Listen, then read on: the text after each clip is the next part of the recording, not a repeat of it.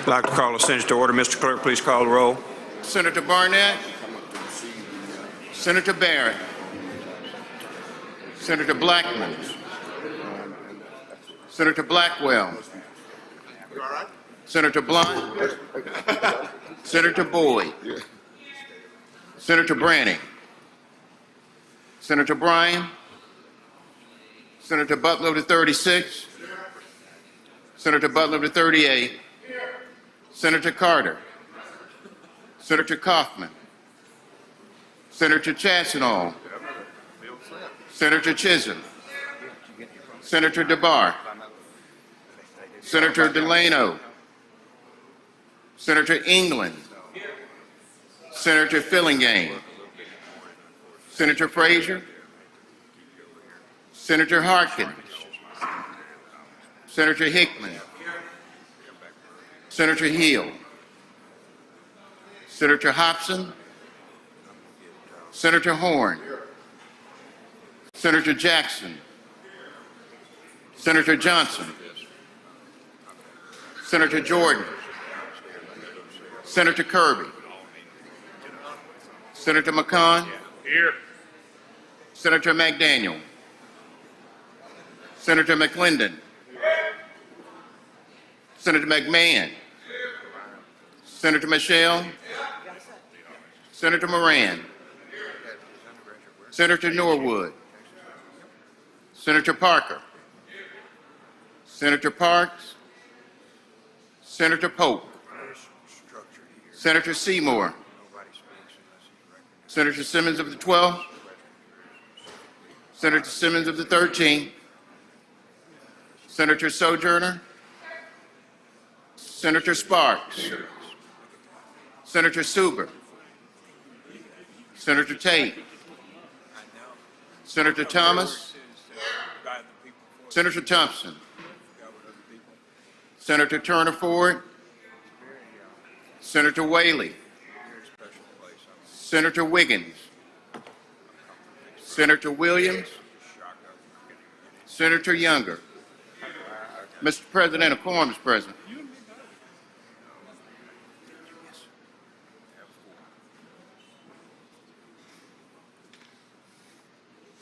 Thank you, Mr. Clerk. Will the senators and guests in the gallery please rise for the invocation to be given by the Reverend Ryan Magoo, Ryan Magoo, pastor of Forest United Methodist Church and Independence United Methodist Church in Morton, Mississippi. The invocation will be followed by the Pledge of Allegiance by Senator McCon. Reverend. Let us pray. Gracious and loving God, open our eyes, our ears, our hearts, and our minds that we may see you at work this day. Humble us, O God, that we may be used to further your will and your kingdom and your creation. We come before you this day with humility and faith, asking for your guidance, wisdom, and support. And we thank you for all that you have given us and the many blessings in our lives. Come and help us to silence our own wants, agendas, and desires, that we may hear your voice this day. Shine your light, O Lord, and show us the way in which you desire for your people, and fill us with courage and strength to follow that desire. Help us to remember your love and grace and be faithful in service to you as we seek the betterment of your people and your creation, and as we seek your kingdom over our own.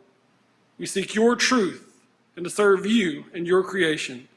We ask all of these things in your name. Amen. Amen. Please join me in the pledge. I pledge allegiance to the flag of the United States of America and to the republic for which it stands, one nation, under God, indivisible, with liberty and justice for all. It's good to see you.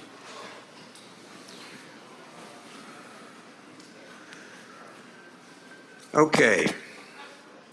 Now the reading of the journal. Senator Polk, you're recognized. Thank you, Mr. President. I move the Senate dispense with the reading of the journal. Senator moves to dispense with the reading of the journal. All in favor signify by saying aye. Aye. Opposed, no. The ayes have it. Message and petitions, Mr. Clerk. Mr. President, there are none. Committee reports, Senator Polk, you're recognized. Mr. President, I move the Senate dispense with the reading of the committee reports.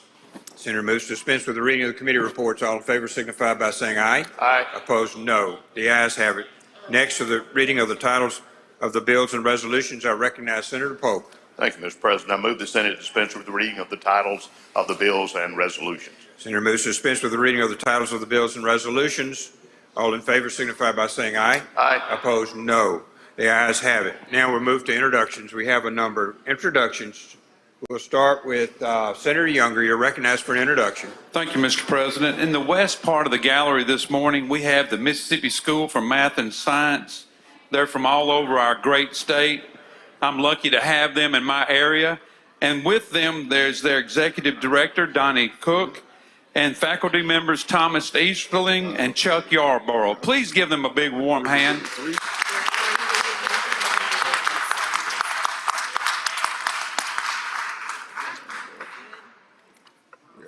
Thank you. Senator Parks, you're recognized for introduction. Thank you, Mr. President. If we could go to the North Gallery this morning, I would ask the Civil Air Patrol to stand, and let's make them welcome this morning.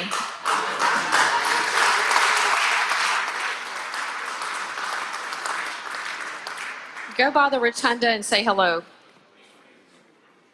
Thank you, Senator Parks. Senator Harkins, you're recognized for an announcement. Thank you, Mr. President. Ladies and gentlemen, if you would please help me welcome back to the Senate chamber our former colleague, Senator and now Judge Gray Tolleson.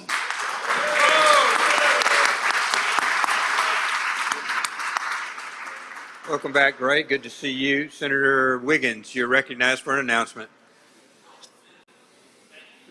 Well, what other one? Here we go. Senator Harkins stole my thunder, but former Judiciary A Chairman, Education Chairman, Senator Gray Tolleson. So all you lawyers who you're dealing with it, you can blame him for all that stuff. Yeah, there we go. Welcome, Senator Tolleson. Senator McClendon, you're recognized for an introduction. Senator McClendon, you're recognized for introduction. Thank you, Mr. President. I'd like the Senate to give a warm welcome to one of our car dealers, South Haven, Mississippi. He's also all over the Southeast. From Landers, Mr. Jeff Fields, please. Jeff, please stand up. Welcome, Jeff. Welcome you and the thousands of people who work with you. Senator Sparks, you're recognized. Thank you, Mr. President, for the introduction. Along with Mr. Fields, there's several members of the Executive Committee of the Mississippi Auto Dealers Association, including my friend and family member, Mr. Fillmore. Would like to recognize him and all these gentlemen and ladies here today. Thank you. Thank you. Thank you. Senator Parker, you're recognized for an introduction, sir. Thank you, Mr. President. To echo that same type of introduction, I'd like the Senate to turn their attention to the South Gallery. We have Drew DePriest, good friend of mine and dealer, All-Star Chevrolet in Olive Branch. Please make him welcome. Senator Boyd, you're recognized for an introduction.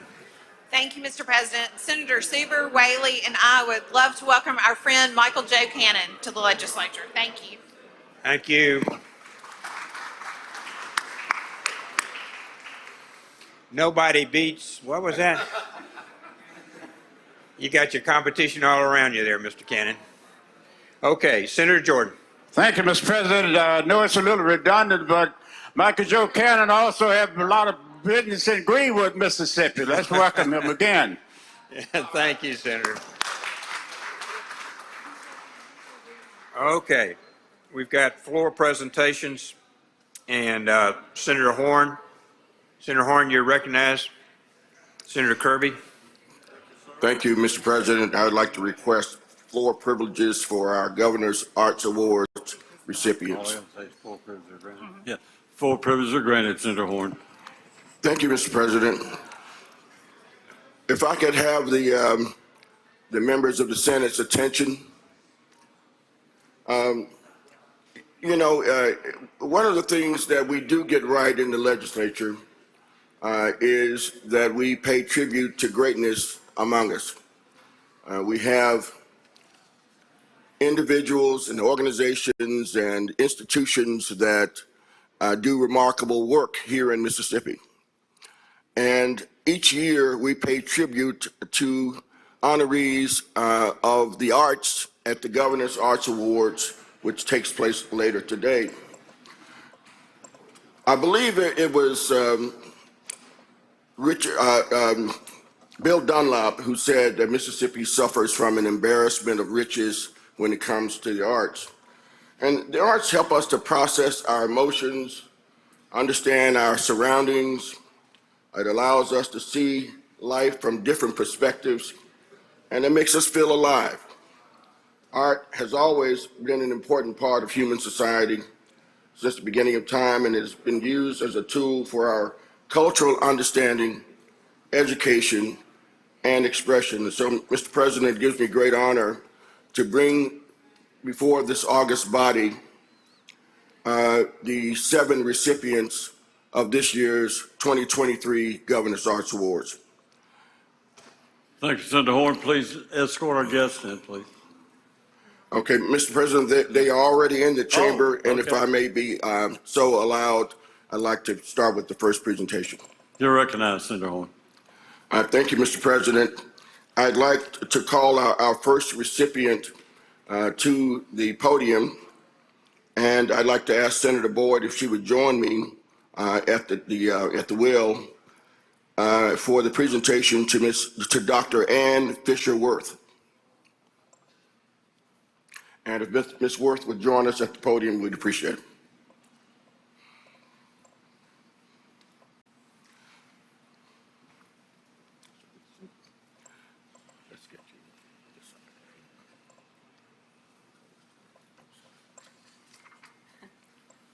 And thank you, Mr. President. I'd like to ask the title for SR number 21 to be read.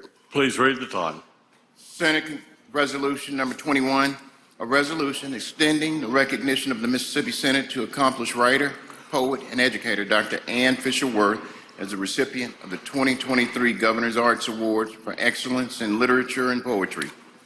Now, therefore, be it resolved by the Senate of the State of Mississippi that we do hereby extend the recognition of the Mississippi Senate to accomplished writer, poet, and educator Dr. Ann Fisher-Worth is the recipient of the 2023 Governor's Arts Award for excellence in literature and poetry, and extend our congratulations to an artistic literary leader on this auspicious occasion. Be it further resolved that this resolution be presented to Dr. Ann Fisher-Worth as part of the Governor's Arts Awards presentation and made available to the Capitol Press Corps.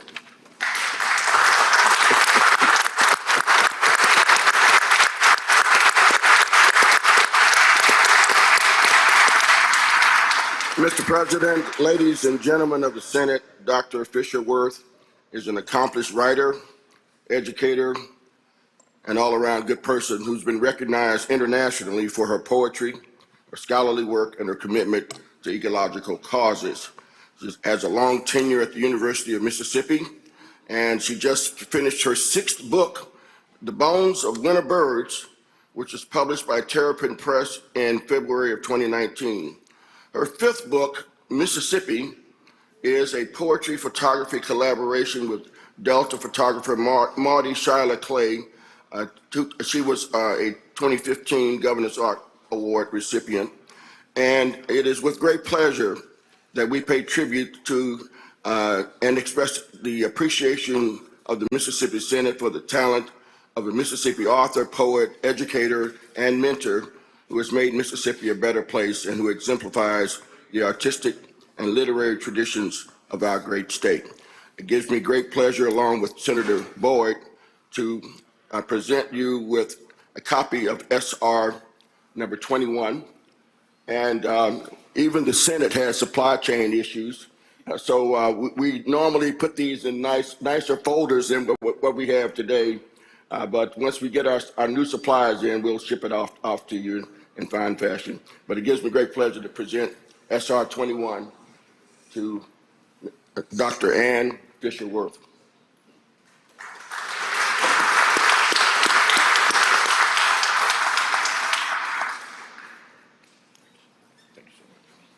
Thank you, Senator Horn. Thank you, Dr. Worth. And Mr. President, I'd like to go to SR number 22, which is the resolution honoring and recognizing the work of Ms. Bessie Bradley. Ms. Bradley and the Jackson delegation would join me here today. I appreciate it.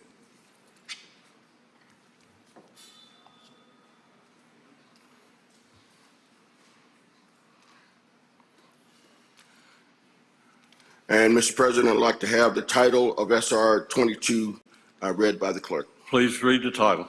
Senate Resolution Number 22, a resolution extending the recognition of the Mississippi Senate for the outstanding artistic leadership of longtime Executive Director of the Mississippi Arts Commission and the Mississippi Museum of Art, Betsy Bradley, as recipient of the 2023 Governor's Arts Award for Leadership in Visual Arts and Community. Now, therefore, be it resolved by the Senate of the State of Mississippi that we do hereby extend the recognition of the Mississippi Senate for the outstanding artistic leadership of longtime Executive Director of the Mississippi Arts Commission and the Mississippi Museum of Art, Betsy Bradley, as recipient of the 2023 Governor's Arts Award for Leadership in Visual Arts and Community, and our congratulations to an artistic and community leader on this auspicious occasion. Be it further resolved that this resolution be presented to Betsy Bradley as part of the Governor's Arts Awards presentation and made available to the Capitol Press Corps.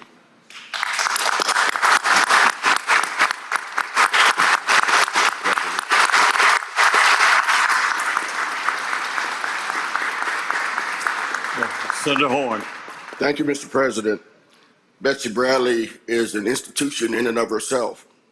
She's devoted her professional life to the advancement of the arts and artists in our state. With just the right mix of chutzpah and Southern graces, she has inspired the state's citizens across schools, generations, and cultures in the appreciation of the arts, and in the process has enlarged their vision of the arts.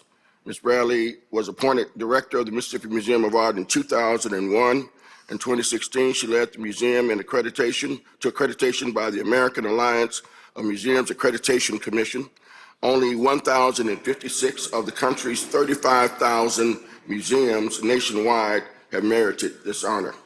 Ms. Bradley has shepherded 2 capital campaigns yielding $20 million to renovate the present museum space and create the Art Garden, the first new public green space in downtown Jackson since the 1970s. She regularly works in partnership with cultural, social science, and history organizations to create opportunities for mutually beneficial collaborations. And it is with great pride, Mr. President, that we pay tribute and express appreciation for the artist vision of Mississippi arts and nonprofit leader who has made Mississippi a better place and exemplifies the artistic traditions of our great state. And it is with great pleasure that we present to Ms. Bradley a copy of SR 22 and express the gratitude of the Mississippi Senate and the Mississippi Legislature for all the good work that you do.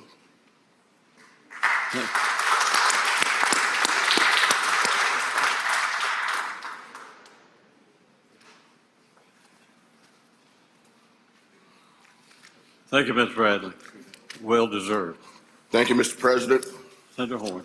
And now I'd like to ask the delegates from Hattiesburg, Senators Barnett, Johnson, and Polk, if they would join me at the podium for a presentation of SR number 20. Senator Polk, Senator Johnson, and Senator Barnett. It looks like Senator Barnett is not in the chamber at this time. Oh, he has a medical appointment. All right, SR 20 is for the presentation of the Governor's Arts Award to internationally renowned artist, Mr. Ed McGowan. If Mr. McGowan would join us here at the podium.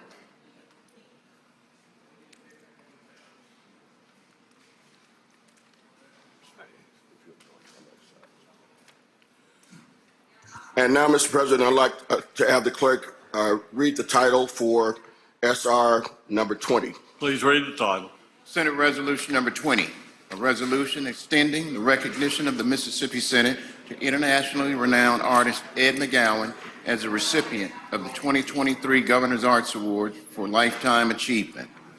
Now, therefore, be it resolved by the Senate of the State of Mississippi that we do hereby extend the recognition of the Mississippi Senate to internationally renowned artist Ed McGowan as the recipient of the 2023 Governor's Arts Award for Lifetime Achievement and extend our congratulations to a Mississippi-born lifelong artistic leader on this auspicious occasion.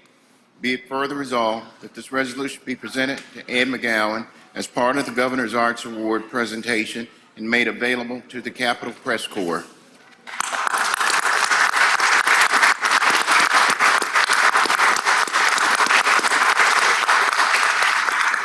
Thank you, members of the Senate.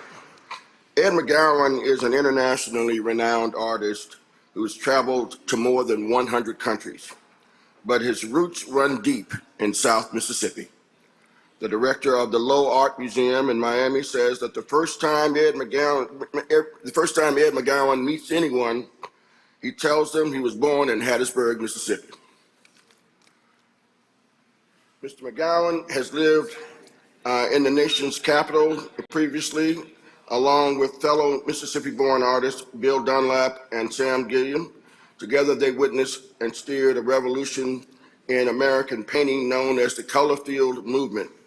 From 1970 to 72, Mr. McGowan created his best-known series, Name Change, and in this series, he legally changed his name 12 times and created a body of work under each name. Mr. McGowan says the name changes freed his approach and his creative position, resulting in a remarkably diverse series of works. Though he is trained as a painter, McGowan has created paintings, sculptures, conceptual art projects, films, writings, and public art installations. And he's pioneered the use of vacuum forming to create distinct abstract forms in a variety of new materials. And it is with great pride that we pay tribute to this fine gentleman and express our appreciation for the talent of a Mississippi-born artistic leader who has made Mississippi a better place and exemplifies the artistic traditions of our great state. And Mr. McGowan, it gives me great pleasure to present SR number 20 to Ed McGowan, the recipient of this year's Governor's Arts Award for Lifetime Achievement.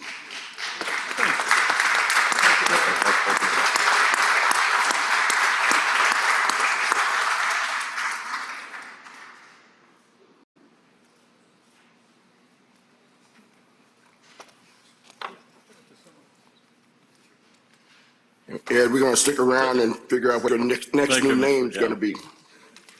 All right, if Senator McMahon would join me at the podium for the presentation of SR number 19, going to Mr. Keith Francis of Tupelo, Mississippi.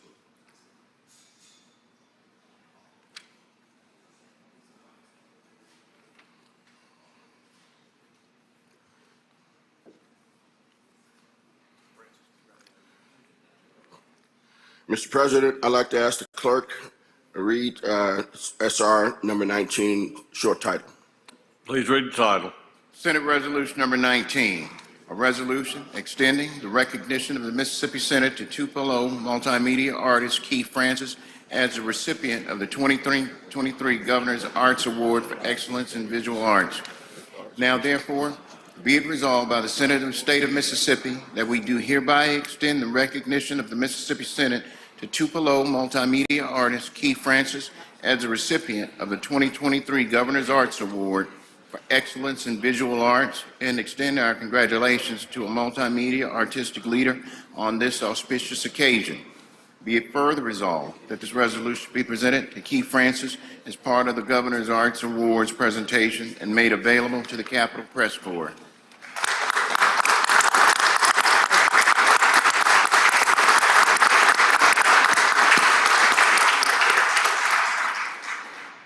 Ladies and gentlemen of the Senate, Mr. Francis has exhibited his artwork nationally and internationally, and he's 40 years into a successful and prolific career as a multimedia artist, writer, and publisher.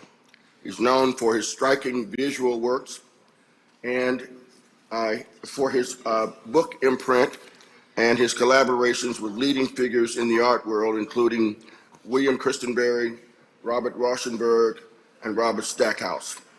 Mr. Francis has exhibited his work nationally and internationally and was presented by Arthur Roger Gallery in New Orleans, Morgan Gallery in Kansas City, Frederick Gallery in Washington, D.C., and Bill Lowe Galleries in Atlanta and Los Angeles. In 1980, he began working on the Reconstruction series that depicts the destruction wrought by tornadoes and the rebuilding that goes on afterwards. Mr. Francis also operates Hoop Snake Press, which includes typesetting equipment, large etching and relief printing presses, 2 letter presses to handle the design, illustration, and printing of books. And he runs that press in Tupelo with his wife, Mary, and daughter, Carrie. It's with great pleasure and pride that we present to Mr. Keith Francis the Governor's Arts Award for Excellence in Visual Arts. And Mr. Francis, it gives us great pleasure to present a copy of the resolution to you.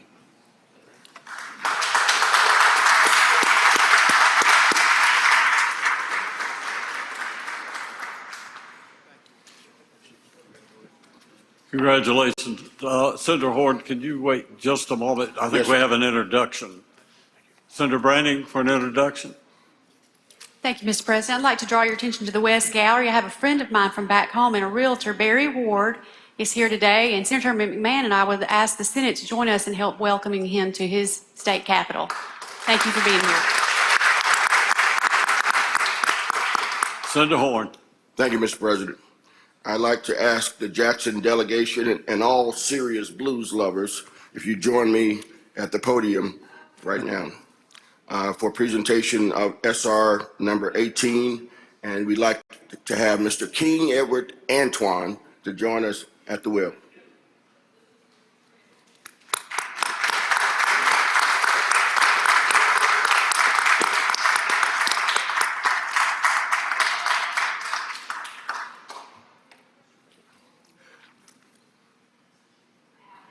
And he's being joined here today by his lovely bride, Mrs. Antoine. Mr. President, would like the short title of SR number 18 to be read by the clerk. Please read the title. Senate Resolution number 18, a resolution extending the recognition of the Mississippi Senate to veteran blues musician King Edward Antoine as the recipient of the 2023 Governor's Arts Award for Excellence in Music. Now therefore, be it resolved by the Senate of the State of Mississippi that we do hereby extend the recognition of the Mississippi Senate to veteran blues musician King Edward Antoine as the recipient of the 2023 Governor's Arts Award for Excellence in Music and extend our congratulations to King Edward on this auspicious occasion. Be it further resolved that this resolution be presented to King Edward as part of the Governor's Arts Awards presentation and made available to the Capitol Press Corps.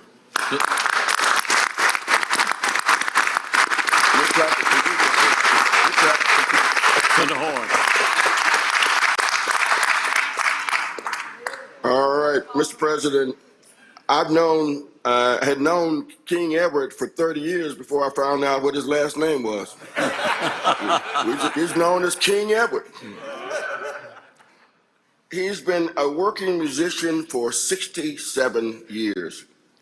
He first developed his guitar skills when he was a teenager, learning several genres, including zydeco, jazz, country, rock, rhythm and blues, to make a living with his music.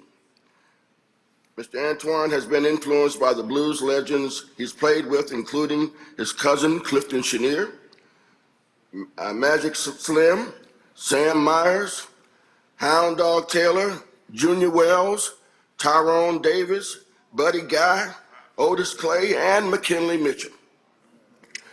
He was featured in filmmaker Robert Muggie's documentary that was also participated in by Martin Scorsese, and the documentary The Last of the Mississippi Jukes, which focused on the Subway Lounge, a legendary blues club here in Jackson. He's been a member of the Mississippi Arts Commission roster for 10 years, and he's also featured on 3 Mississippi Blues Trail markers, the Subway Lounge, the Queen of Hearts, and Ace Records, where he recorded his first album. Mr. President, it is with great pleasure that we present the Governor's Arts Award for Excellence in Music to Mr. King Edward Antoine and extend our congratulations on his body of work.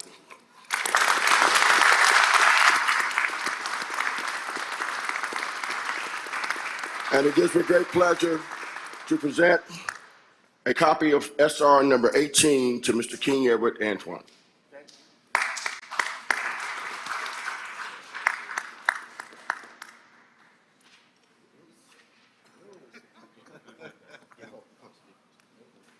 This is akin to a wardrobe malfunction.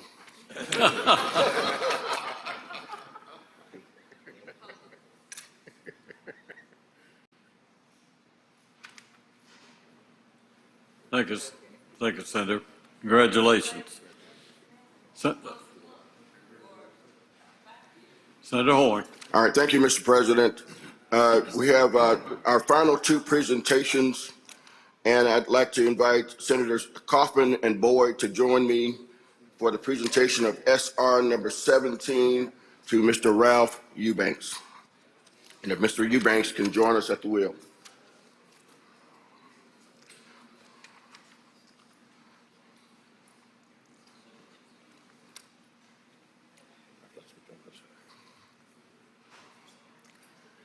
All right, Mr. President, I'd like to ask the clerk, ask that the clerk read the short title for SR number, number 17. Please read the title. Senate Resolution number 17, a resolution extending the recognition of the Mississippi Senate to widely published and lauded Mississippi author and journalist Ralph Eubanks from Mount Olive as a recipient of the 2023 Governor's Arts Awards for Excellence in Literature and Cultural Ambassador.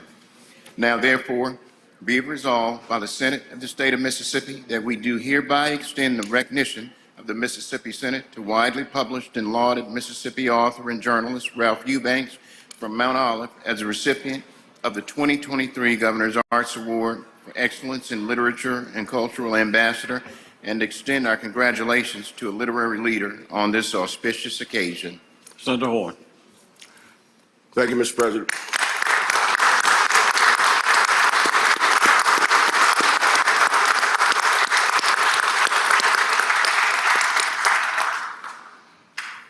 Mr. Eubanks is a very established literary professional in this country. He is a native of Mount Olive, Mississippi. He spent time in Oxford, Mississippi. He's a widely published and lauded author, journalist, professor, public speaker, and business executive. He knows Mississippi well, the good and the bad aspects of his home state, and they have been subjects of his writings. He joined the staff, amongst many other career moves, he joined the staff of the Library of Congress as Director of Publishing, and while he was working with the American Psychological Association, he simultaneously served as a faculty advisor at Howard University's Summer Book Publishing Program. His work often focuses on deeply personal stories that have examined his home state. His books, Ever is a Long Time and The House at the End of the Road, are both personal accounts of his coming of age as a Black Mississippian and coming to terms with our state's complicated history. Mr. Eubanks, throughout his careers in letters, has taken the time to pass along his vast knowledge by teaching or guest lecturing at institutions around the country, including the University of Virginia and Millsaps College. And we extend our recognition of the Mississippi Senate to this widely published and lauded Mississippi author and journalist, Ralph Eubanks, from Mount Olive, as a recipient of the 2023 Governor's Arts Award for Excellence in Literature and Cultural Ambassador. Mr. Eubanks, pleasure to have you here in the Capitol. And it gives me great pleasure to present you with a copy of SR number 17 and express our appreciation for all of your contributions.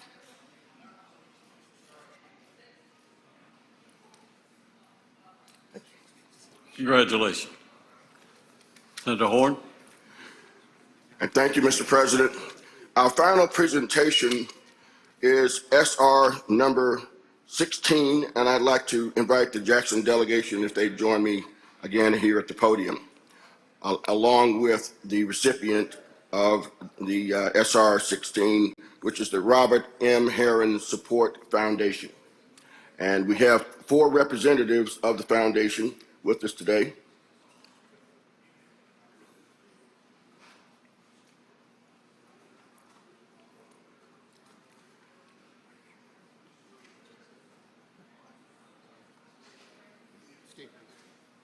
We have Jackie Blackwell, Steve Hendricks, Miss Annie Laurie Herron, and Mr. Matt Holloman here with us today. And I'd like the clerk, Mr. President, to read the short title of SR number 16. Mr. Clerk, please read the title. Senate Resolution number 16, a resolution extending the recognition of the Mississippi Senate to the Robert M. Herron Support Foundation and the Annie Laurie Swaim Herron Memorial Exhibition Series at the Mississippi Museum of Art as the recipient of the 2023 Governor's Arts Award for Patron of the Arts. Now, therefore, be it resolved by the Senate of the State of Mississippi that we do hereby extend the recognition of the Mississippi Senate to the Robert M. Herron Support Foundation and the Annie Laurie Swaim Herron Memorial Exhibition Series at the Mississippi Museum of Art as a recipient of the 2023 Governor's Arts Award for Patron of the Arts, and extend our congratulations to this outstanding art support leader on this auspicious occasion. Be it further resolved that this resolution be presented to the administrative staff of the Herron Foundation and made available to the Capitol Press Corps.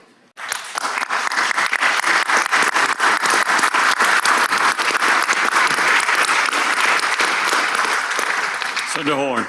Thank you, Mr. President. You know, they say that there's no romance without finance. And the love affair that the Herron Foundation has demonstrated for the arts in Mississippi has been supported by all sorts of financial support and contributions over the years. The Robert M. Herron Support Foundation's mission is to fund 4-year colleges and universities in Mississippi, the Mississippi Museum of Art, the Mississippi Symphony Orchestra, and the Mississippi Opera. 2022 marked the 30th anniversary of its best-known project, the establishment of the Annie Laurie Swaim Herron Memorial Exhibition Series at the Mississippi Museum of Art. The list of exhibits supported by the foundation includes Old Masters to Monet, French paintings from the Wadsworth Athenaeum, When Modern Was Contemporary, the Neuberger Collection of Modern Art, Van Gogh, Monet, and Degas, the Mellon Collection of French Art from the Virginia Museum of Arts, and the latest, A Movement in Every Direction, Legacies of the Great Migration. The Herron Foundation's support of the series has afforded Mississippians and visitors the opportunity to view world-renowned artworks and experience the emotional impact that fine art evokes. It is with great pleasure that we give tribute to the the Herron Foundation for Patron of the Arts, and extend our congratulations to this outstanding art support leader on this auspicious occasion. Mr. President, it gives me great pleasure to present a copy of SR number 16 to Ms. Annie Laurie Herron and extend our congratulations and thanks for all the support you've given to the arts over the years.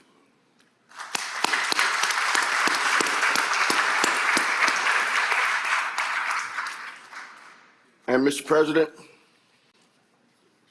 as we conclude this ceremony today, I'd like it if we were to recognize Mr. David Lewis, who is the brand new director of the Mississippi Arts Commission. Mr. David Lewis. And Mr. President, I'd like to ask that Mr. Lewis be given the opportunity to address the Senate. Thank you, Senator Horn. You're recognized, Mr. Lewis. Thank you, Senator Horn. Thank you, members of the Senate, for allowing us to honor these fellow citizens who have contributed so much to our arts in Mississippi. The arts are the heartbeat of Mississippi, and through their excellence in their art forms, supporting the arts of Mississippi, and representing Mississippi on a statewide and national stage, these recipients help keep that heart beating. Our role at the Mississippi Arts Commission is to support and honor the arts. We are pleased to do that today through the annual Governor's Arts Awards. Thank you for helping us honor these people, and we hope you'll be able to join us tonight at the two Mississippi museums starting at 6 p.m. for the ceremony, with a public reception at 4:30 ahead of time. Thank you for all that you do to support the arts. We appreciate your efforts. Thank you so much. Thank you, Mr. Williams. Thank you, Mr. President. Thank you, ladies and gentlemen of the Senate. Thank you, Senator Horn. Senator Williams, you wish to be recognized for an introduction. Yes, sir. Introduction out of order, Mr. President. You're recognized. Everybody in the Senate, we should welcome help welcome some Golden Triangle Realtors are here in the West Gallery. A few ladies, if y'all would stand up. Audrey McBride, Melanie Mitchell, Rebecca Cracker, and Jacqueline Vaughn. Several of these ladies I know have had the privilege of knowing personally. Welcome to the Senate. Let's welcome them.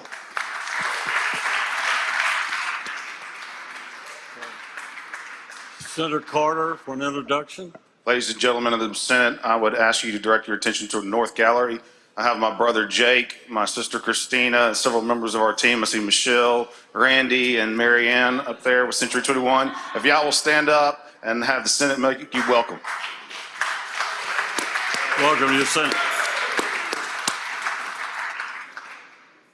Senator Parks for an introduction. Thank you, Mr. President. If I could direct your attention to the West Gallery. This morning I have two realtors from Corinth, Mississippi. That's the far north where we have nice cold weather. We would like to make them welcome to this warm 50 degrees this morning. Maria Wilson and Prentice Butler. Please make them welcome. Welcome to your Senate. Senator Frazier for an introduction. Thank you, Mr. President. On behalf of the Hinds County delegation, I would like to make welcome some relatives from Hinds County in the North Gallery. I see seated in the group you have Ms. Lynette Sutler and also Sharon Moman and their friends from Hinds County. Welcome to your Senate. Senator Hobson. Thank you, Mr. President. It's my pleasure to introduce a good friend. I make this introduction on behalf of Senator Chassenal and Senator Jordan. Pam Powers from Greenwood, formerly of Vicksburg, and I see her son-in-law, Sam Andrews, who works for the governor's office. There may be others, I can't tell, but anyway, I would ask the Senate to make Pam and Sam Andrews welcome here in the Senate today. Thank you. Welcome to your Senate. Senator Horn for an introduction. Thank you, Mr. President. I just wanted to invite any members who would like to take photographs with the awardees. We're going to be on the steps on the third floor. Thank you. Thank you. Any other introductions? If not, we'll go to the calendar of the day. Senator Hobson.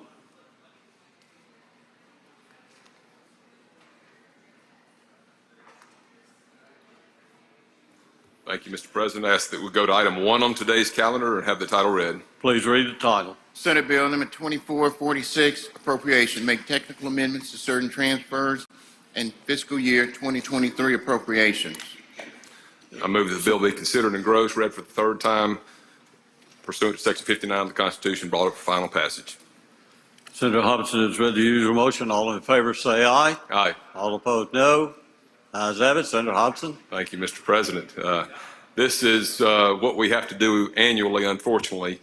Formerly the bond bill, last year you'll recall that we chose, for, and I think a very good reason, to do various projects in and around the state through the capital expense funds, and there were several technical corrections that need to be made, and I think I told you when we presented that, we negotiated late for reasons we've discussed before, but several technical corrections that need to be made to Senate Bill 2446, which was I'm going to call it the formerly bond bill, but I'm going to read those off to you. One is changing fire equipment. It was sent to the city of Diamond Head. It should have been sent to the Diamond Head Fire District. One was to assist Chickasaw County with work on, it said CR 424, that's County Road 424. It's County Road. By the way, I'm sorry, Mr. President, I think this is committee substitute. So I move adoption of the committee substitute in lieu of the original bill and ask to be recognized to explain. All those in favor? Oh, well, let's explain first, then we'll vote. Okay. And then back to the next change was to the Bovina Volunteer Fire Department. It was to provide reimbursement for costs associated with the fire department there. The next change was to assist Tallahatchie County, the county, with roof repair for Phillip Community Center in Tallahatchie County.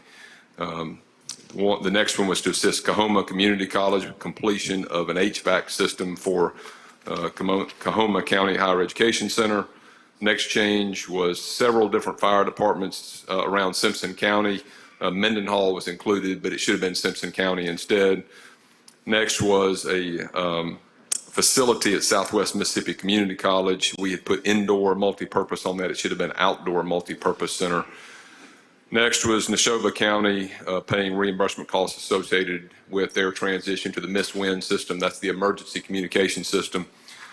Next was we had put Lee County in there for some repairs to Enville Road. It should have gone to the city of Tupelo.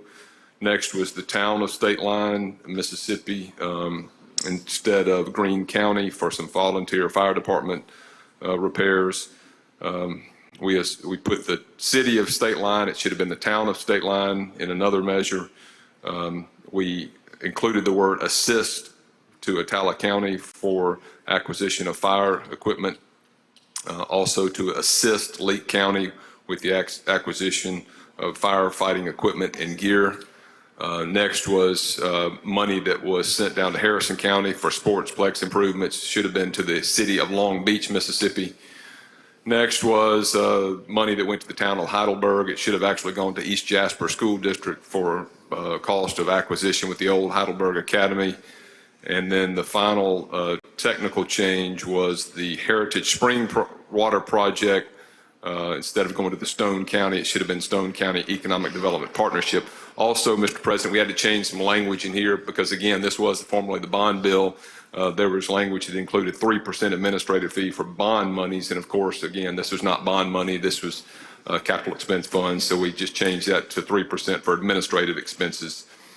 That's an explanation of the technical corrections that are made in this bill. There could be others that are made before the end of the session. This bill will likely be kept alive towards the end of the session as we check some of the bills from last year to see if we need to add any other technical corrections that need to be made. That's an explanation. I'll move adoption of the committee substitute if there are no questions. Are there any questions? Seeing no questions, Senator moves that we adopt the committee sub. All in favor say aye. Aye. All opposed no. Ayes have it. Senator Hobson. Thank you. Now I move adoption of Senate Bill 2664 by final passage, by use of the morning roll call. If there are no questions, adoption by the use of morning roll call has been requested. All in favor say aye. Aye. All opposed no. Anyone wish to be, I didn't say anyone wish to be recorded as voting no. Seeing none, bill is adopted. First, Senator, can you wait a second? Senator Chisholm, you have an introduction? Introduction out of order. You recognize. Thank you, Mr. President. We have a very special doctor on the floor today. He's been a longtime friend of mine, and we won't talk about how many years ago, but he was my doctor for a long time, and he was the best. We have Dr. Creekmore here today.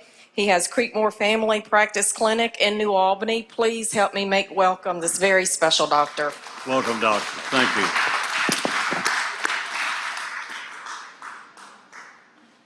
Senator Hobson?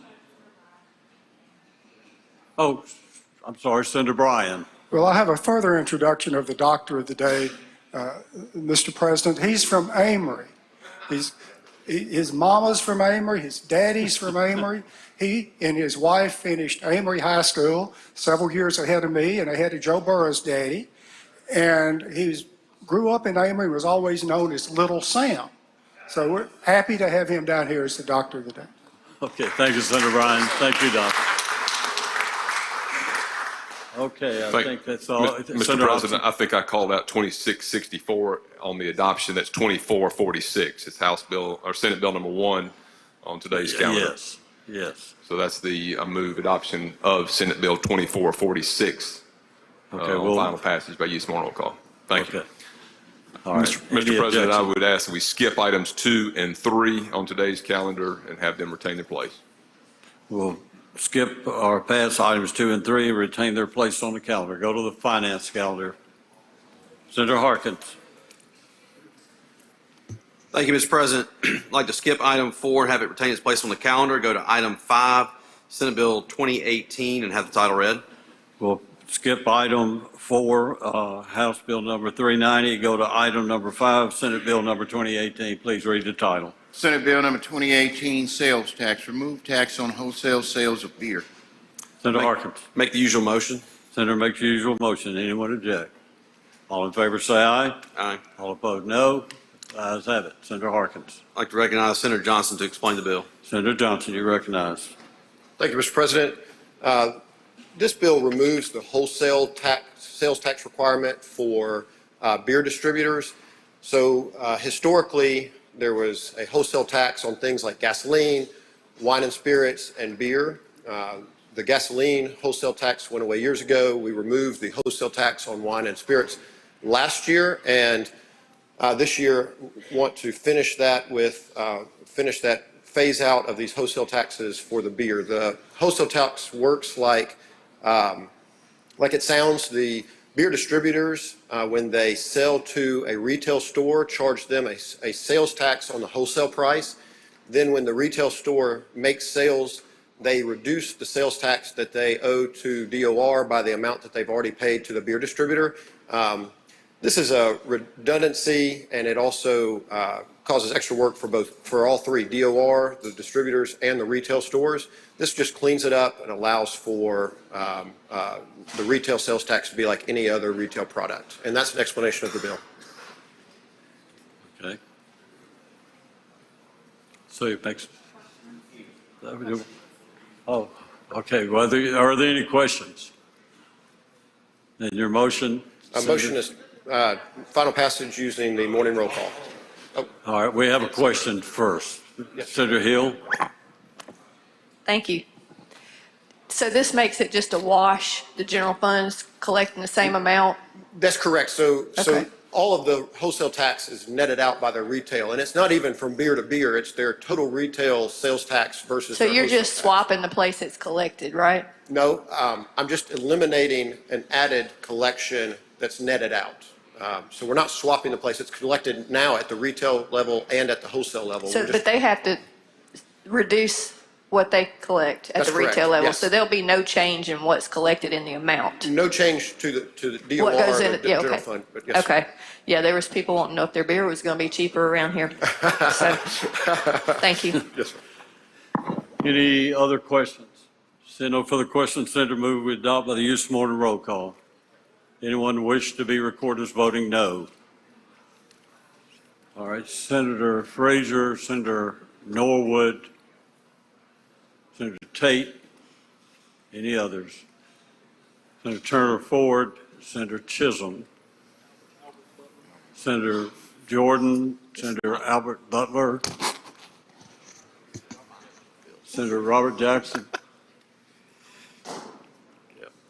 Any others? Please read the name of those voting no. Voting no or nay? Senator Norwood, Senator Frazier, Senator Tate, Senator Turner Ford, Senator Chisholm, Senator Albert Butler, Senator Jordan, and Senator Jackson. Any others? Seeing no others, please record all others present by use of morning roll call as voting aye. The bill is passed. Senator Harkins. Thank you, Mr. President. Like to go to item 6, Senate Bill 2482, and have the title read. Please read the title. Senate Bill number 2482, Motor Vehicles, allow Department of Revenue to transmit liens and receive lien satisfactions electronically. Make the usual motion. Senator makes the usual motion. Anyone object? All in favor say aye.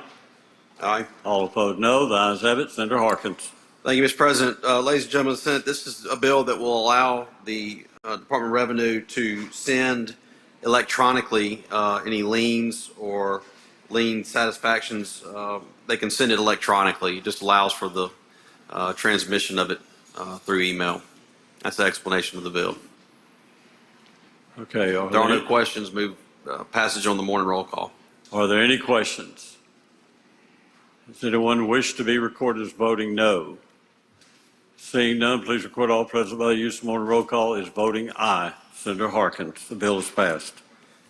Thank you, Mr. President. I'd like to skip items 7, 8, and 9, have them retain their place on the calendar. Go to item 10, Senate Bill number 2697, have the title read. Thank you, Senator. Senator would like to skip item 7, 8, and 9 and go to item number 10, Senate Bill 2697. Please read the title. Senate Bill number 2697, Oil and Gas Severance Taxes, extend repeal is on lower rate for production from horizontally drilled wells. Senator Make the Harkins. usual motion. Senator makes the usual motion. Anyone object? All in favor say aye. Aye. All opposed, no. The ayes have it. Senator Harkins. I'd like to recognize Senator Carter to explain the bill. Senator Carter, you're recognized. Thank you, Mr. President. This bill extends the repealer on the severance tax for horizontally drilled wells. Basically, it reduces it to 1.3%. Once the company comes to a break-even point, becomes profitable, it reverts back to the 6%. And the first 1.3% goes directly to the county.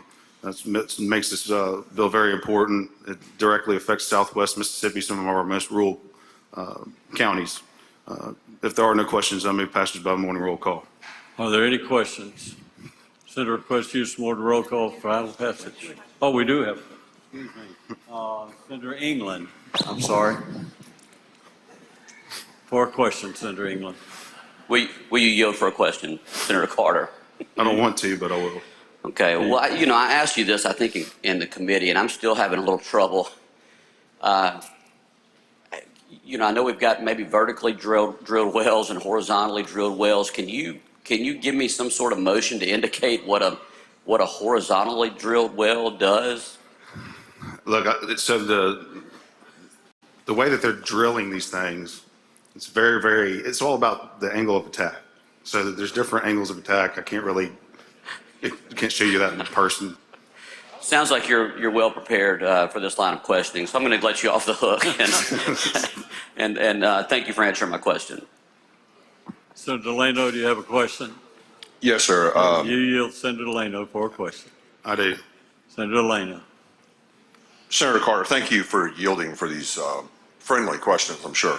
I'm glad I wasn't you showed in up in the committee meeting. I understood there was some controversy about this bill. And there's some issues here where you have two drills that could possibly intersect. And then this deals with property rights issues, correct? Yes. Can you talk about what happens when these two drills could come in contact with each other? Well, it doesn't deal with property rights. I misspoke there. It deals with severance tax. But I would think that if we have competing companies that they're drilling once against each other, that they probably need to upgrade their equipment. Say that again. I couldn't hear you. I'm sorry. They need to upgrade their equipment. Oh, okay. Thank you, Mr. President. I appreciate it. Thank you. Thank you, Senator. Any other questions? Seeing none, the Senator move that we adopt by the use of morning roll call. Does anyone object? All in favor say aye. All opposed, no. Anyone wish to be recorded as voting? No. Seeing none. Oh, wait a minute. Senator Butler, do you have a question or you wish to be recorded as voting? No. Mr. President, with unanimous consent, I would like to be added as a co-author on that bill. Okay, Senator. Okay, so please record all present by the use of morning roll call as voting aye with the unanimous consent from Senator Butler to be added as co-author. All right, Senator Harkins. Thank you, Mr. President. I'd like to go to item 11, Senate Bill 2180, and have the title read. Please read the title. Senate Bill number 2180, alcoholic beverages, revised definition of qualified resort area under the local option alcoholic beverage control law. Senator Harkins. Make the usual motion. Senator makes the usual motion. Anyone object? All in favor say aye. Aye. All opposed, no. The ayes have it. Senator Harkins. I'd like to motion as we adopt the committee sub and recognize Senator Coughlin to explain. You're recognized to explain, Senator.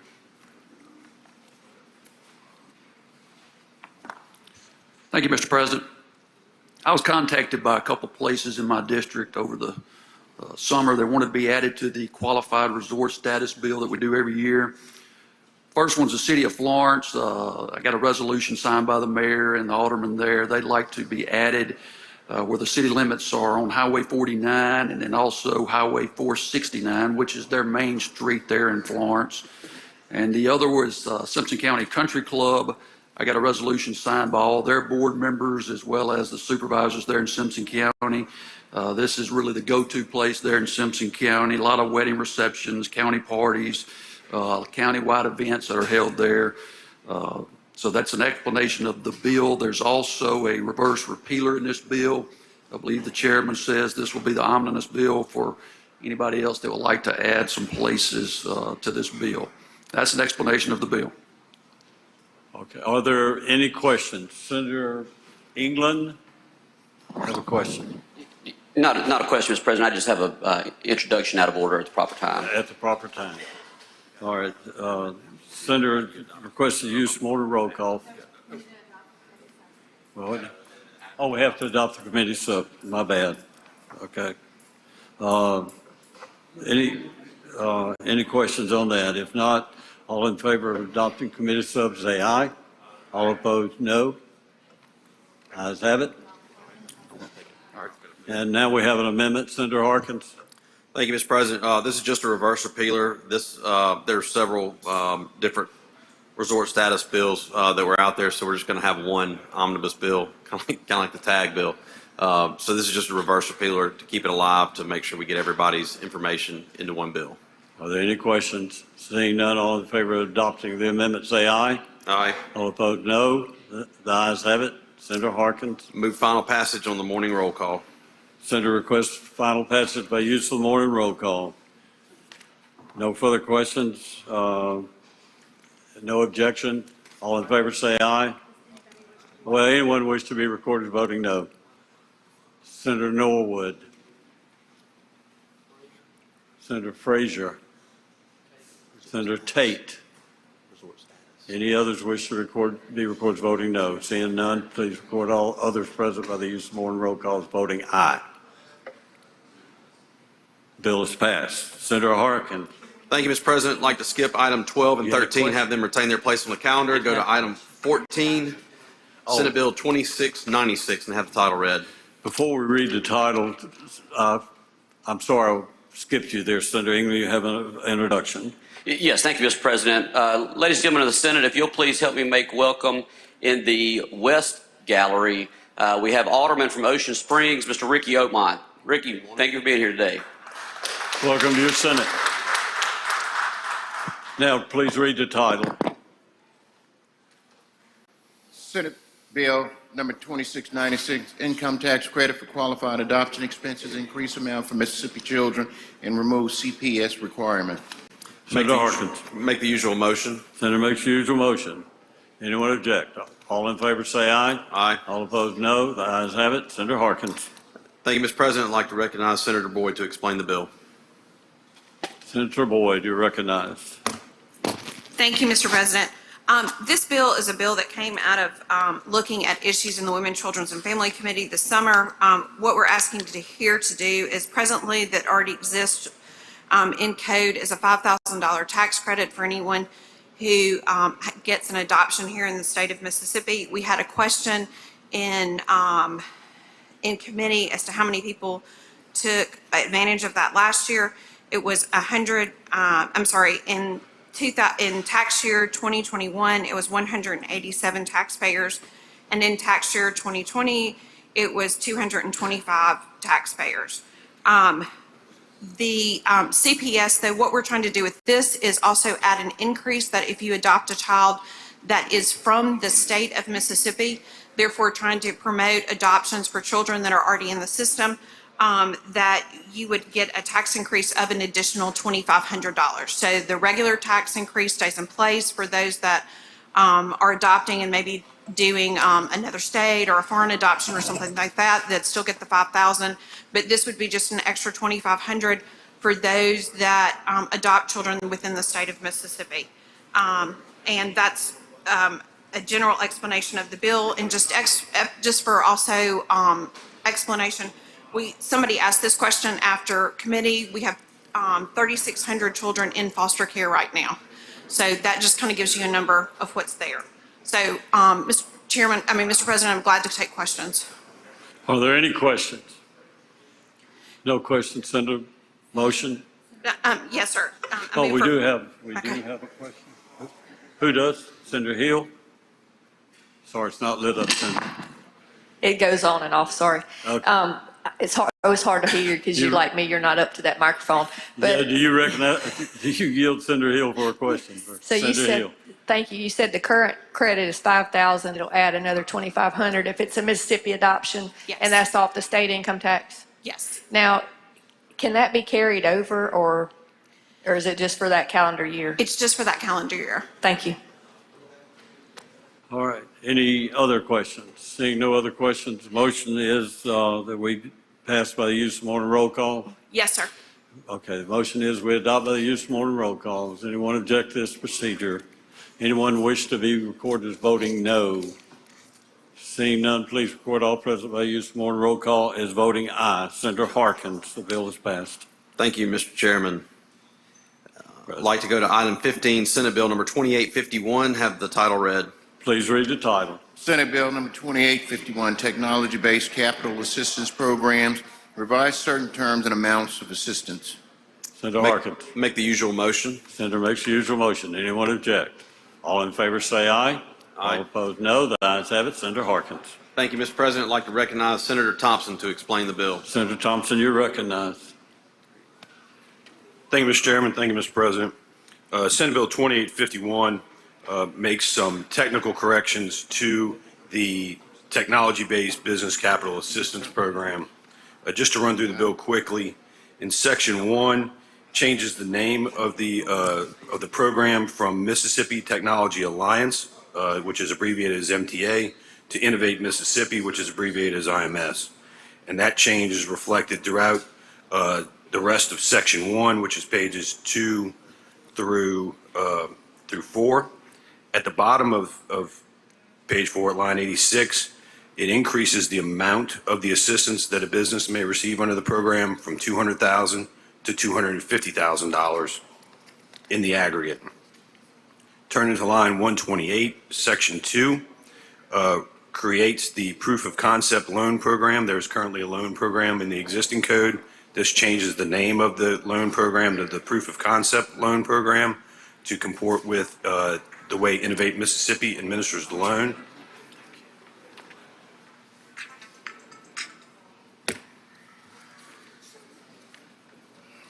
Apologize.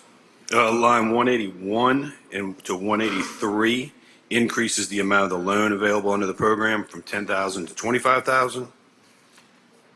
Section 3, which is on page 10, replaces the existing grant program with it replaces the existing program with the Proof of Concept Grant Program and does not change the amount of the grant program. On line 276, that stays at $10,000. However, on lines 281 through 282, creates a clawback for grants that were made when the applicant presented false information or misrepresented its facts. That's an explanation of the bill. And if there aren't any questions, I move for final passage on the morning roll call. Are there any questions? Senator Hill. Do you yield Senator Hill for a question? Yes. Senator Hill. Thank you. Do we know what the total amount or the capped amount of this funding has been in the past or looking at for this year since you're increasing the amount for the grant? Well, there's a match. There's a one-for-one match. Are you asking historically Yeah. how much has Yeah. been administered? So the existing program has invested in 42 companies for $3.4 million total. Those companies went on to raise $15.5 million and now employ 137 people. So and the existing program size limit and loan for $10,000 meant more companies just didn't participate. But on the grant, it's a one-to-one match. Yes, the same one-to-one match is required with the 25 cash match. And you're just increasing it from 200,000 to 250,000 Yes, on the grant amount? yes, And that still goes through MDA's budget like it used to? yes. Thank you. Are there any other questions? Seeing no further questions, the senator moves that we adopt by the use of morning roll call. Anyone wish to be recorded as voting no? Senator Hill? Anyone else? Seeing no others, please record all others present by the use of morning roll call as voting. Who? Excuse me, Senator Hill is present. Record all others present by use of morning roll call as voting aye. We're at 16, sir? Yeah, we're on 16. 16. Okay, item 17. Mr. President, I'd like to skip items 16 through 25 and have them retain their place on the calendar. 16 through 25, Mr. Clerk, retain his place upon the calendar. Okay, vote of rules. Senator Kirby. Senator Kirby, you want to? One moment.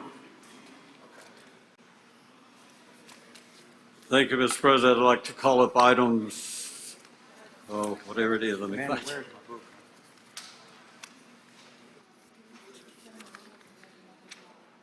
Items 26 through item number 44 in block. And yield to Senator Shea. Motion made to adopt in block. Does anyone want to exclude any item? Exclude any item? Seeing none? Mr. President, I ask All in favor signify by saying aye. Opposed, no. Okay. All right, we're ready. Senator Michelle, you're recognized. Thank you. Mr. President, I ask the titles be read, please. Mr. Clerk, please read the titles. Senate concurrent resolution number 540, expressing support for the town of Manatee to unofficially designate itself as the epicenter of the Natchez Trace. Senate concurrent resolution number 542, commend Dr. Roy J. Dew for colon cancer innovations at UMMC. Senate concurrent resolution number 543, mourn the passing of Dr. Chester D. Gaston, Jr. of Gulfport, respected member of the Mississippi Board of Psychology. Senate concurrent resolution number 544, designate Delta Gamma Fraternity Day in Mississippi in commemoration of sesquicentennial celebration. Senate concurrent resolution number 545, designate April 23rd through 29th, 2023 as National Crime Victims Week in Mississippi, and April 28th, 2023 as a day of prayer. Senate concurrent resolution number 546, commend Brookhaven Academy Lady Cougars softball team for back-to-back MAIS 5A state championships. Senate resolution number 12, recognize Kennedy Riggs as Miss Rodeo America 2023.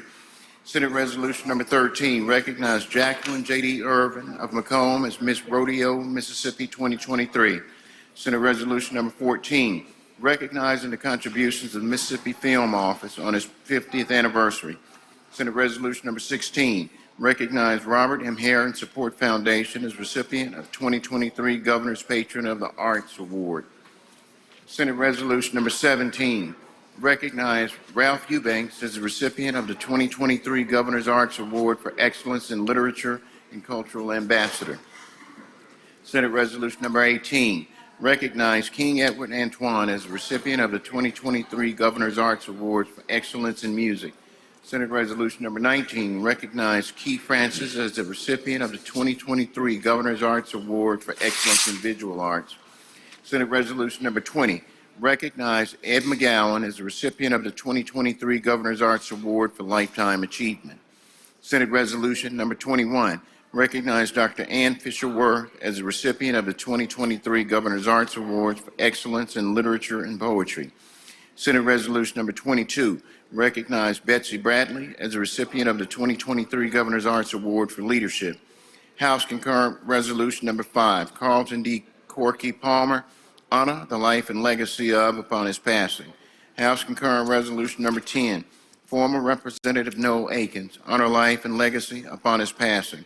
House Concurrent Resolution Number 15, Bay Springs High School football team commend upon winning MHSAA Class 1A State Championship. Okay, Senator Michelle.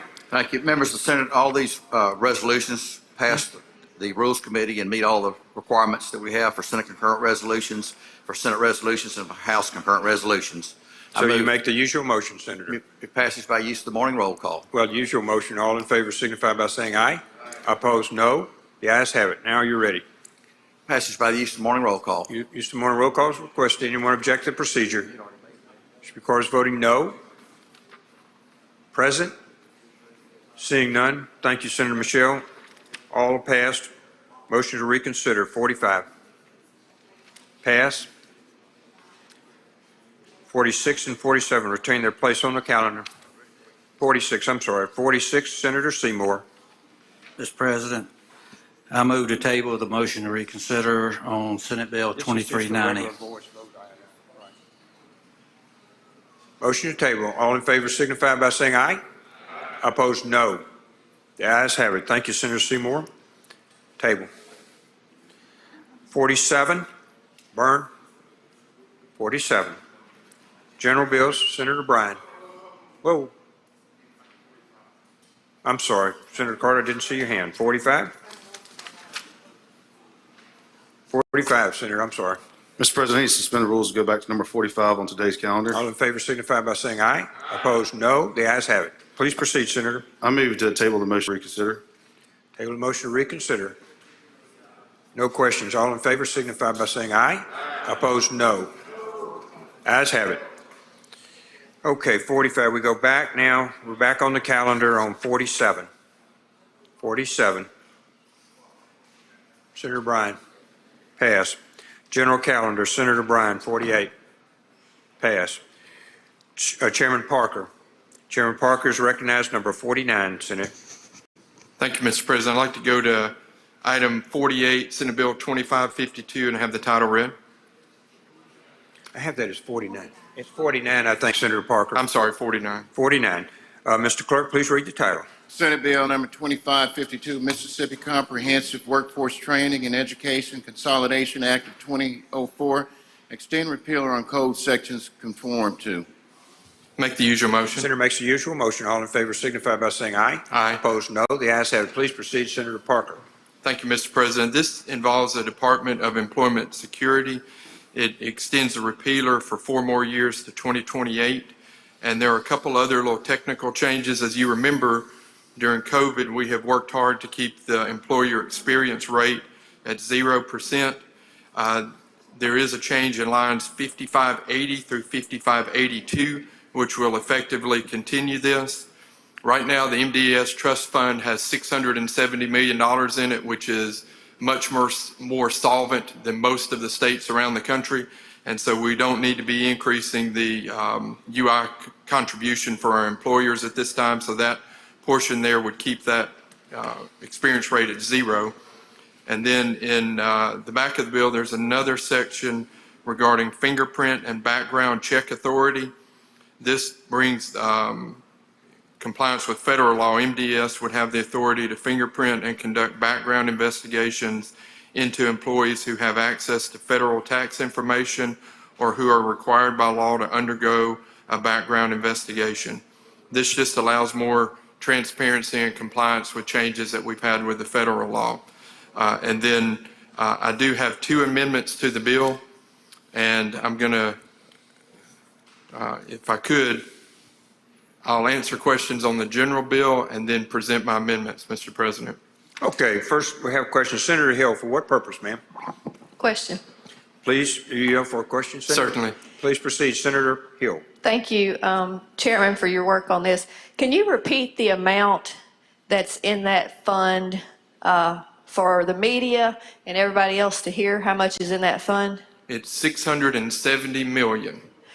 If I'm correct, I believe that there were quite a number of people saying that our actions during COVID was going to bankrupt that fund. Am I correct? Right, and we had some provisions at one time. If you remember, we worked on maybe trying to add a significant amount of money to there to to make that be the case. And at the end, we did not have to do that, and so I think, from a national standpoint that, Mississippi sometimes isn't given credit for, we get credit when things don't go well, but I think on this for the people at MDES to put this together. And of course, as you and I both know, during that entire time, there were some problems, and don't get me wrong, but I think for us to come out of it with 670 is a blessing. I agree with you. And I can remember being one of those lone voices on social media telling the people, this fund is not going to be bankrupt. You recall all that? I do recall that. Thank you so much. Thank you, Senator. Thank you, Senator Hill. Other questions? Other questions? Okay, Senator, we're ready for your amendments. Okay, the first amendment, I think you should have it on the desk here. One moment, please. If council has that. I know we're moving kind of quickly on it. Okay, the first amendment I think you have in front of you there. This in section 52 of the bill is just some more repealer language.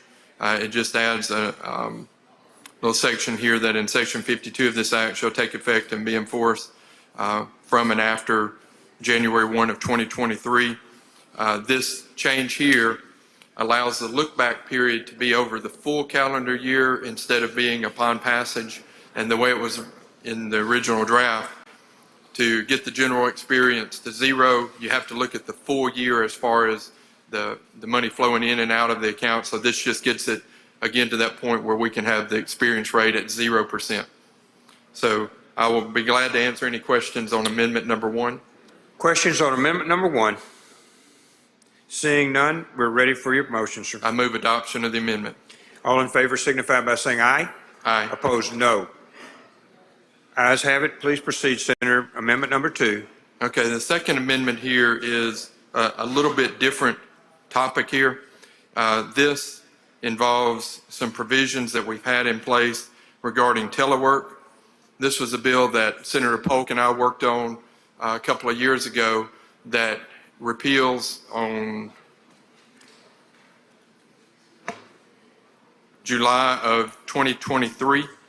And what we've kind of found out in conversations with DEQ and with the Secretary of State's office is that they still have some workers that, in their opinion, they can only get to work if they can do some of their work by telework. And so what this amendment would do is it would just extend that provision for just a small period longer. I've suggested just a 2-year extension on that provision so that these workers who are hard to find, hard to get in these agencies can continue to do that work remotely at this point. Questions on amendment number 2? Questions? Seeing none, we're prepared for your motion, sir. Move adoption of the amendment. All in favor signify by saying aye. Aye. Opposed, no. The ayes have it, Senator. Senator Butler, for what purpose you seek recognition, sir? Yes, Mr. President. Introduction out of order. One moment. We're just about through with this, Senator. I'll recognize you for introduction out of order. All right, Senator Parker. So seeing no more questions, my motion would be that we adopt the committee sub. Well, my first motion would be we move adoption of the committee sub with the amendments, and then we adopt the final bill by the use of morning roll call. We don't have a.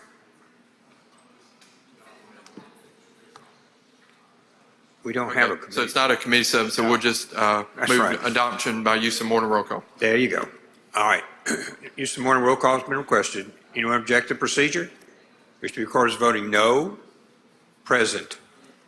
Seeing none, bill passes. Thank you. Senator Butler, you're recognized for an introduction out of order. Thank you, Mr. President. I would like for my colleagues to help me welcome 2 business developers in Jefferson County, Anthony and Janelle, who's in the South Gallery. Let us welcome them to the Senate today.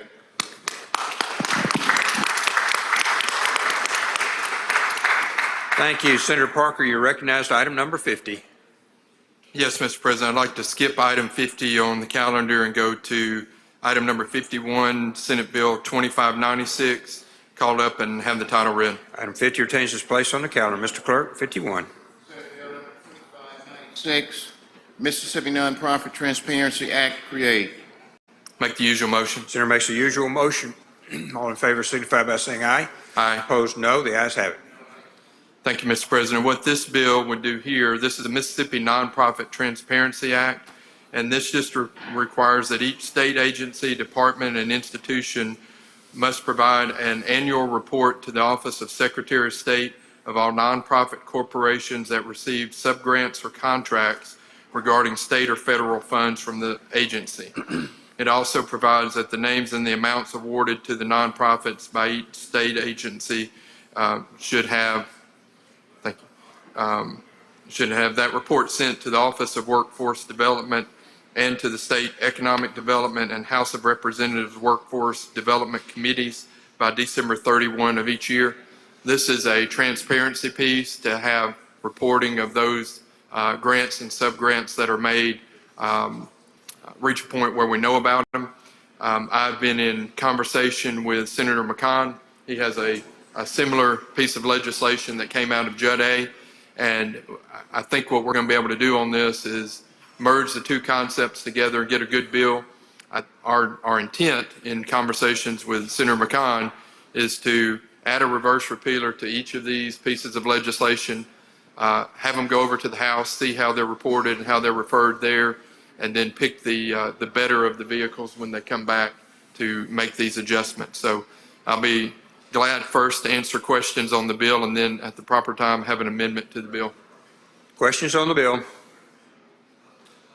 Seeing none, ready for your amendment, please. Yes, Mr. President, the amendment, which should be on the desk here, it simply puts a reverse repealer in the bill for the reasons I just stated. Be glad to answer questions on the amendment. Questions on the amendment? Seeing none, we're ready on your motion on the amendment, Senator. Move adoption of the amendment. All in favor signify by saying aye. Aye. Opposed, no. The ayes have it. Please proceed. We're back on the bill, sir. Yeah, we're back on final passage, so my motion is passage by the use of morning roll call. Use of morning roll call has been requested. Anyone object to the procedure? Records voting no. Present.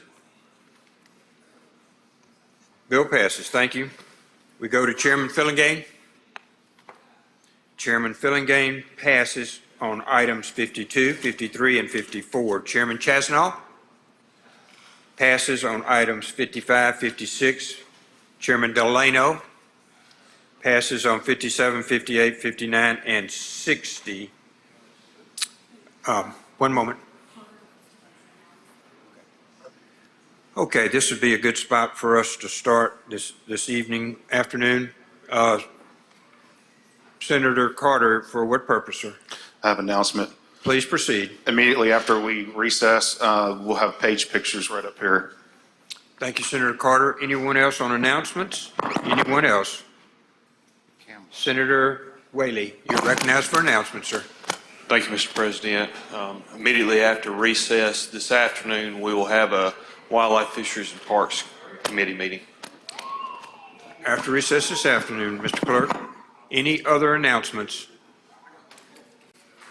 Okay, 1 second. Senator Harkins will be recognized here when he gets back to his desk.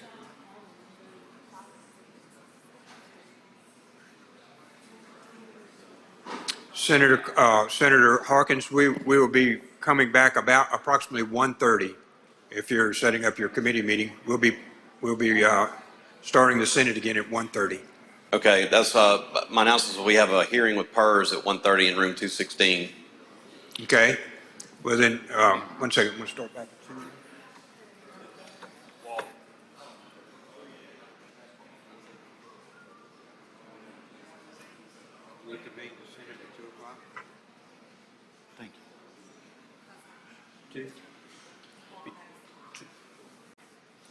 Okay. Mr. Clerk, please read the announcements. Finance will meet at 1:30 p.m. today at room 216. And there was one other one, sir. Wildlife, Fisheries, and Parks will meet upon recess This afternoon. this afternoon. Yes, sir, that's correct. Thank you. Okay, Senator Polk, we're ready. Thank you, Mr. President. I move the Senate stand in recess until 2 p.m. Till 2 p.m. All in favor signify by saying aye. Aye. Opposed, no. The ayes have it. We stand at recess.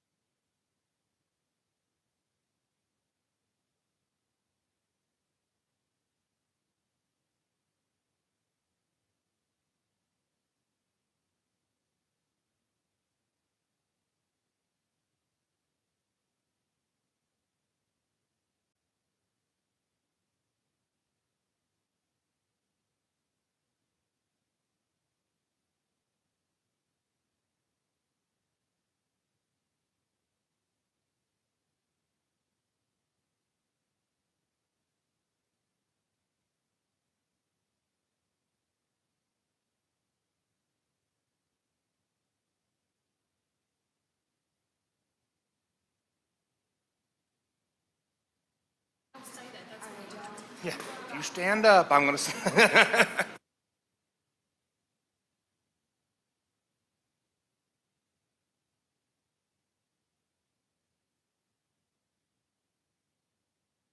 I'm good.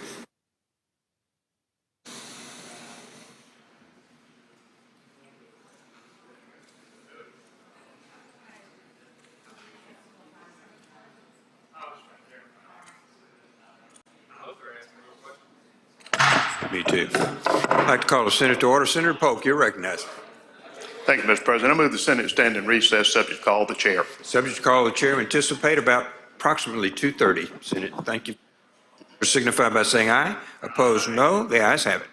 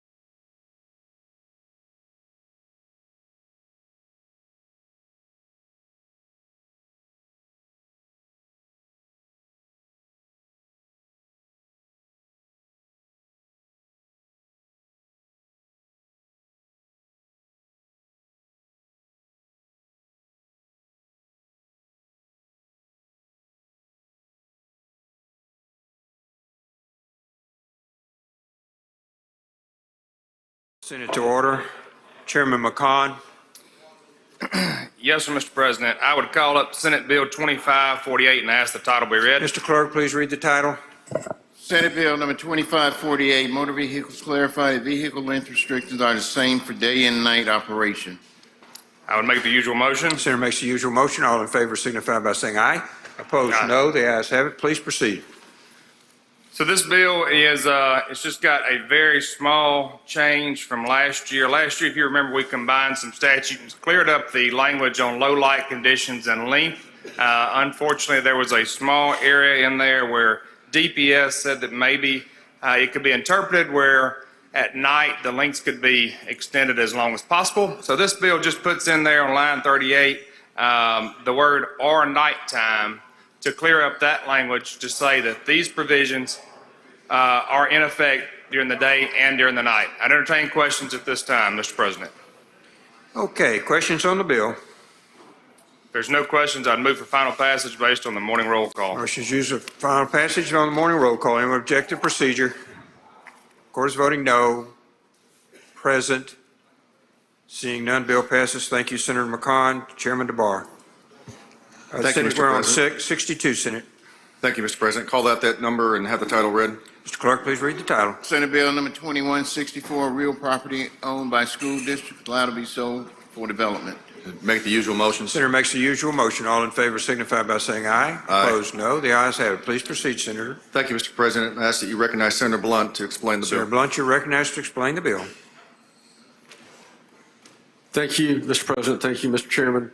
The bill that is before us is a three-page bill that adds 2 words to the existing statute regarding the redevelopment of former school property. The current law provides that when a local school board decides that they have a school building that is no longer needed for the purposes of a school, there are certain things they can do with it. What this bill would do would add to the current law that the school board, in their discretion, could redevelop that school for a residential or mixed-use development, as well as the other purposes that are currently allowed in state law. The reason for that is one of the 2 school districts I represent have a few school buildings. The number of students in the district is declining, and they have school buildings that are no longer used for a school. They're seeking every possible option to redevelop those buildings. That's the explanation of the bill, Mr. President. I'll be happy to yield for any questions. Questions on the bill? Seeing none, we're ready for your motion, Senator. My motion is Wait, passed. just 1 second. I'm sorry. Senator Seymour, for what purpose, sir? Question, Mr. For President. you for a question, Senator Blunt? Yes, sir. Senator Seymour is recognized for a question. Would this involve any 16th section that a school would be involved with? The bill strictly pertains to buildings that are owned by the school district, and whether that building is on 16th section land or on school district owned land and is not 16th section, it doesn't make any difference. It's whether or not the school district owns the school building or not. Just the building itself? Yes, sir, just the building. Thank you, Mr. Senator. Thank you. Senator Horn, for what purpose you seek recognition, sir? Question. For you for a question, Senator Blunt? Yes, I do. Senator Horn is recognized for a question. Thank you, Mr. President, and thank you, Senator Blunt. Senator Seymour's question and your response confused me. Okay. So will this allow school boards that have vacant, no real property on 16th section land to be able to do residential development on that 16th section land? Yes, but and I know you know from reading the bill because your name's on it, but it deals with, let's see, Section 2, school buildings, land, property, and related facilities may be sold, conveyed, leased, or otherwise disposed. And it has to do with the So purposes for which they it includes land, so that would include raw 16th section land. They cannot sell 16th section land. No, not the sale of it, the development of it. Yes, that's correct. That's right. Thank you. Thank you, Mr. President. Senator Hobson, for what purpose you seek recognition, sir? Question, Mr. President. You for a question, Senator Blunt? Yes, I do. Senator Hobson, recognized for a question. Thank you, Mr. President. I came in from the meeting downstairs, and I think I heard that this is the bill that allows school districts to sell property that's not 16th section property, correct? All this bill does is add to the number of reasons for which property may be conveyed. And the current reasons are that this is current law, buildings, land, property, and related facilities may be sold, conveyed, leased, or otherwise disposed of to be a civic center, a recreational use center, to be used by any county district fair association, to be used for church purposes, to be used for a library, to be used for a factory, to be used for an industrial enterprise, but it doesn't include residential mixed-use development, and we're adding the words residential or mixed use to the existing purposes for which buildings, land, property, and facilities may be sold or conveyed. Thank you, Senator. Other questions? Seeing none, we're ready for your motion, sir. Passage by use of the morning roll call. Passage by use of the morning roll call has been requested. Anyone object to the procedure? Board is voting no. Present? Seeing none, Chairman DeBar, you're recognized. Bill passes. Chairman Horn, one moment, please, sir. Thank you, Mr. President. I request unanimous consent to be added as a co-author to 2164. Horn? You're already on it. You're on it already.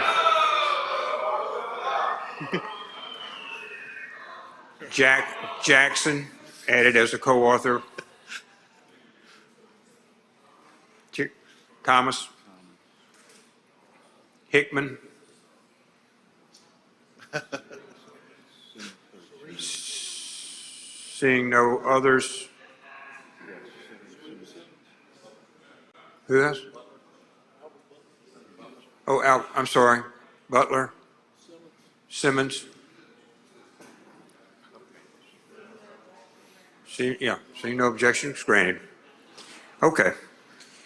63, Chairman DeBar.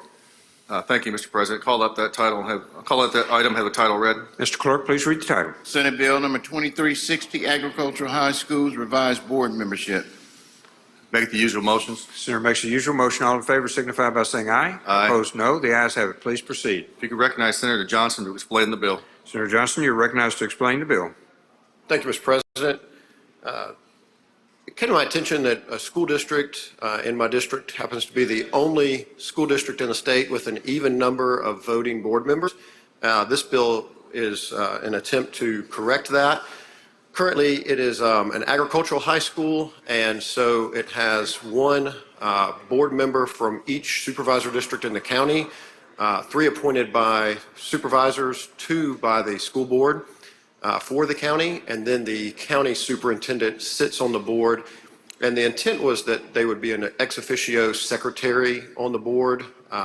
However, an attorney general's opinion from sometime in the past lets them, or said that they believe that they had the option to vote. That's led to some 3-3 ties on voting. And so this is an attempt to clarify that that superintendent sits on the board of secretary, but as ex officio, thus giving it a 5-member board for votes, but superintendent remains on the board. And that's an explanation of this bill.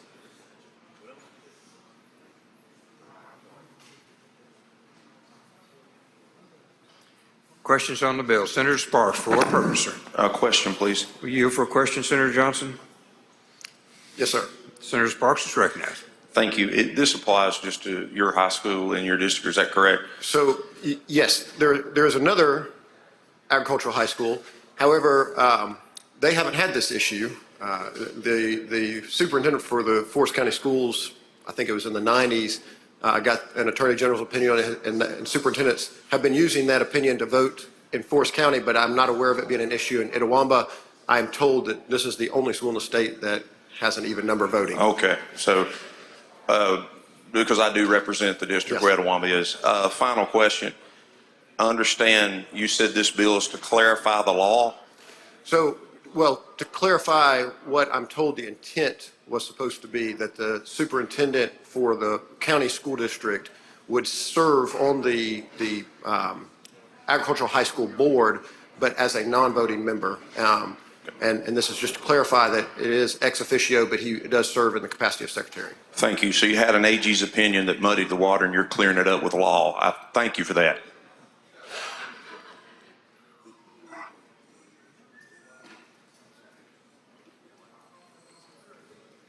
Other questions? Other questions on the bill? Okay, Senator, we're ready for your motion, sir. Move passage using the morning roll call. Use of the morning roll call has been requested. Anyone object to procedure? Wish to be recorded as voting no. Present. Seeing none. Passed. Senator DeBar, you're on. Passed. 64, retain its place on the calendar. Chairman Branning. Passed. 65, 66, 67, 68. One moment. All the way down to 80. Senator Fraser, for what purpose do you seek recognition, sir? Introduction out of order, please. Please proceed. I would like to Senator make welcome in the West Gallery Attorney Lisa Ross, one of Jackson's finest. Please make her welcome.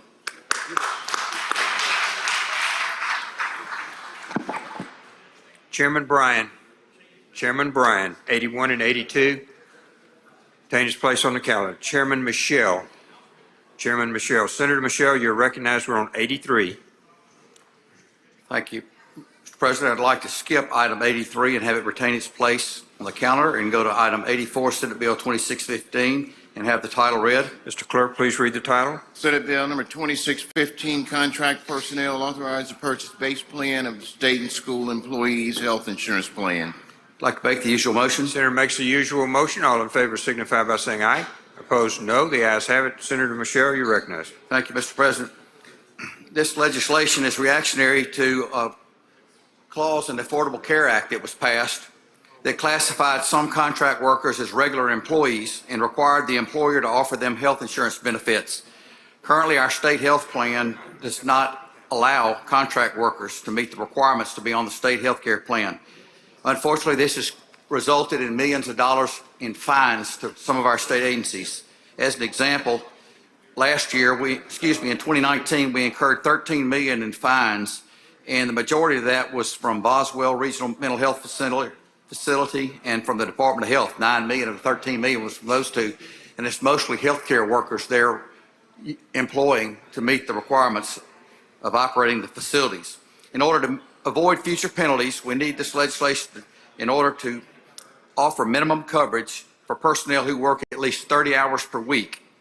You'll see on line 62 that the contract workers must pay 100% of the costs. Reiterate, there's no expense to be paid by the employer, which of course is the state agency. The Department of Finance Administration recommends this, and this is something we need to do through the Affordable Care Act in order to avoid any additional fines. I'll be glad to yield to any questions. All right, Senator. There are none. I move passage by use of the morning roll call. Senator Pope, for what purpose do you seek recognition, sir? Senator Pope? One moment. Is your light on, sir? No, it is, but it shouldn't be. Okay. All right, let's go back. Senator Michelle has made a motion to use of the morning roll call. Passes by use of the morning roll call. Anyone object to the procedure? Of course, voting no. Present. Seeing none, the bill passes. Thank you, Senator. 85, sir. I'd like to pass item 85, please, and have it retain its place on the calendar. Retains its place on the calendar. Chairman Fillingane, you're recognized on 86. Mr. President, I'd like to move that we suspend the rules to go back to item 54. One moment, please.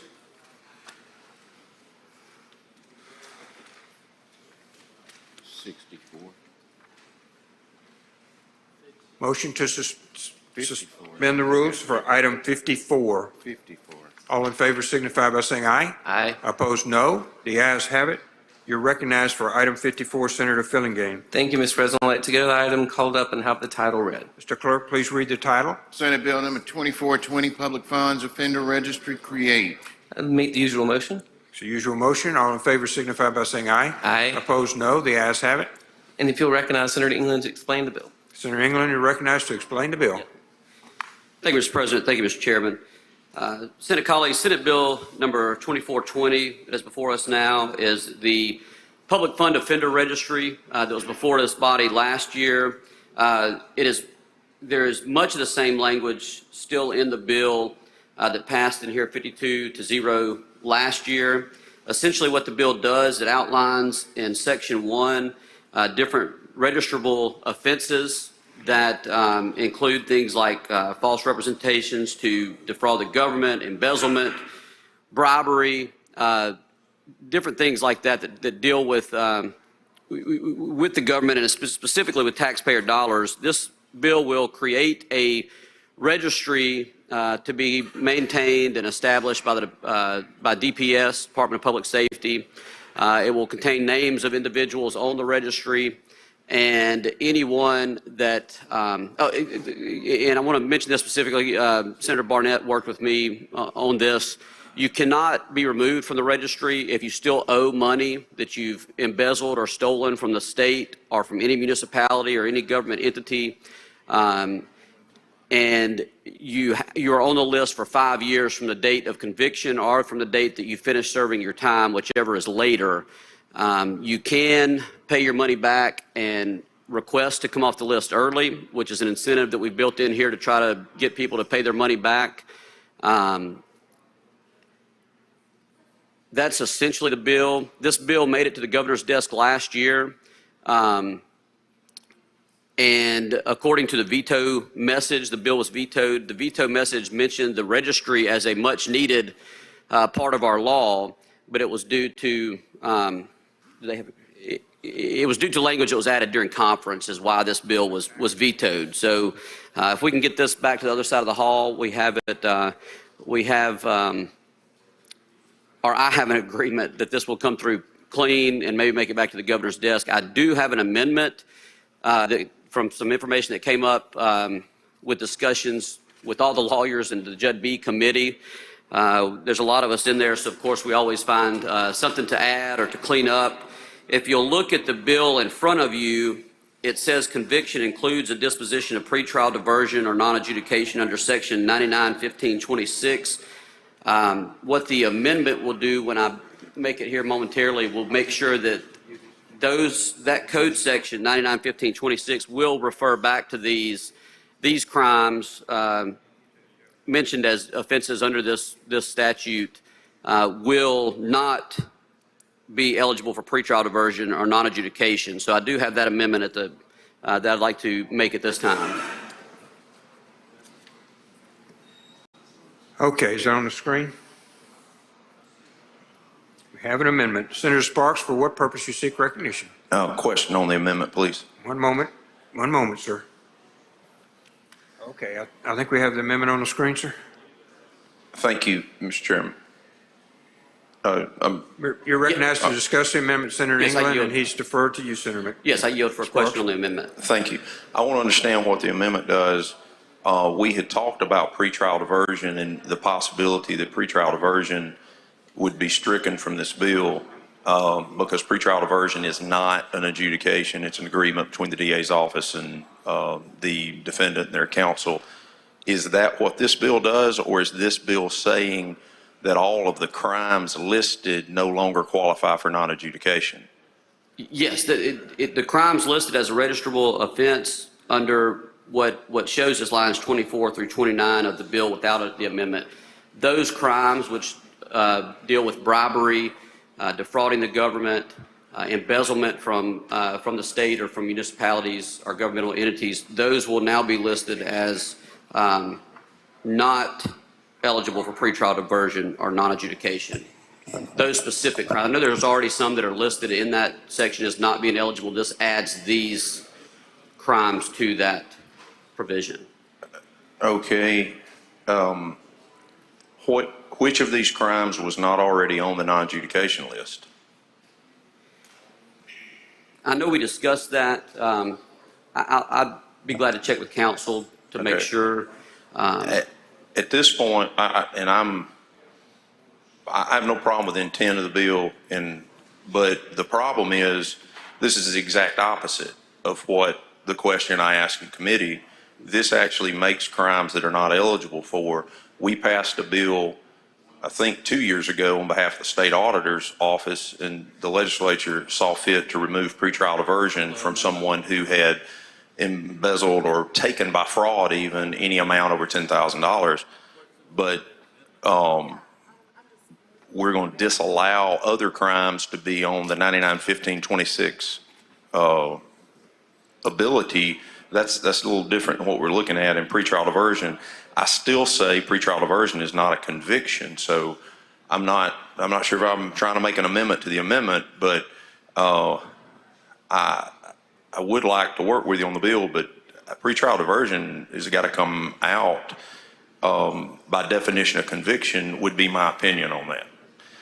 Okay, so if I understand you correctly, Senator Sparks, on line 19 through 20, where it says conviction includes a disposition of pretrial diversion or non-adjudication under section 99-15-26, that language would need to come out. So we would amend the amendment to take that portion of the bill out and then include this new language in. Is that what we're? Well, the pretrial diversion part, I would suggest comes out simply because pretrial diversion is not a conviction. It is actually a written agreement, usually signed by both parties, that it takes the case off the docket. It's not an adjudication. And when it's over, it is dismissed and expunged, which would defeat the very purpose of a pretrial diversion.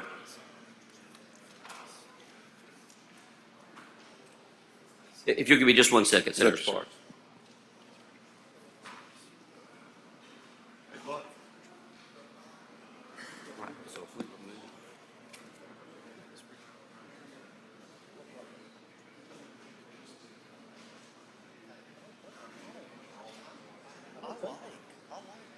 Senator Sparks, if I can ask you, we're trying to clarify our amendment here to get this bill Thank you. In the proper point. If we were to take out from my amendment the pretrial diversion language and leave the non-adjudication language in there, would that fulfill your? I think it adds additional, or it removes things from the non-adjudication statute, which is a pretty big lift, because we've now opened 99-15-26 up. I did not know this was the nature of the amendment. I apologize. That's just not what I anticipated. Yeah, and I know so there were two different discussions that went on in the committee. There was discussion with you and Senator Wiggins. My intention is that these crimes should not be eligible for non-adjudication or pretrial diversion, primarily because we're trying to strengthen the penalties against these crimes. Okay. And it's actually the penalty includes the list on the registry. And part of pretrial diversion is that they have to do the things that your bill asks them to do, which is make restitution, things of that nature, or they've not actually completed their diversion program. The problem is at that point, that agreement is no good because they're going to have to be on a registry for 5 years, even if they paid it off before they completed it. Like I said, I have no objection to your bill in spirit, but as it relates to pretrial diversion, that's a concern.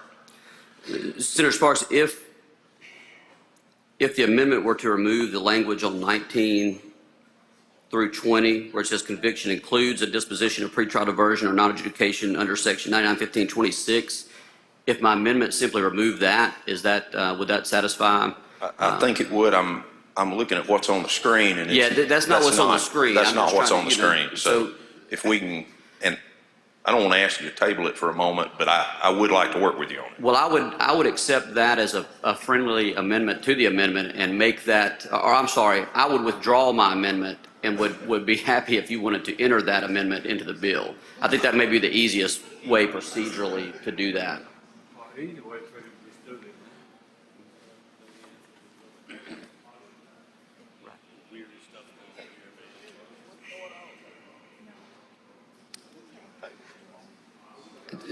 Senator Sparks, I know we've got a deadline next week.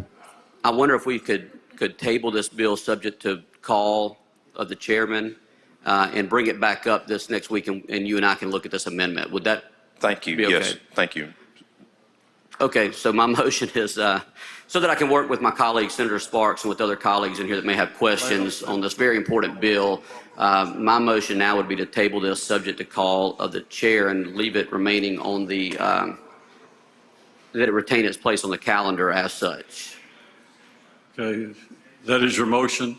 Yes. Motion is to lay it on the table subject to call or retain its place on the calendar. That's correct, Mr. President. So everyone understand the motion. Any questions? All in favor say aye. Aye. All opposed, no. The ayes have it. Bill's laid on the table subject to call and retain its place on the calendar. All right, now we go to item 86, I believe it is. Judge B, pass and retain. 87, pass and retain. 88, 89. No, let's see, go to item 89, universities and colleges. Senator Parks. Thank you, Mr. President. If we could call the item 90, number 2486, up and ask the title be read. Please read the title. Senate Bill number 2486, Mississippi Intercollegiate Athletics Compensation Act and the Mississippi Uniform Agents Act. Bring forward sections. Make the usual motion. Senator makes the usual motion. Any objection? All in favor say aye. All opposed, no. The ayes have it. Senator Parks. So this is real simple. We're just opening up the code section as we do each year, and the event that there was some new development that may happen throughout the course of the session. Happy to answer any questions. Are there any questions? If not, I would ask for passage of the morning roll call. Oh, no, we don't have a question. Okay. So the afternoon roll call has been suggested. Any objection? All in favor say aye. Anyone wish to vote, be recorded as voting no. All in favor say aye. All opposed, no. I'm going to say that. Please record all others voting aye, or all. Please record all as voting aye. Okay, we'll go to item number 90.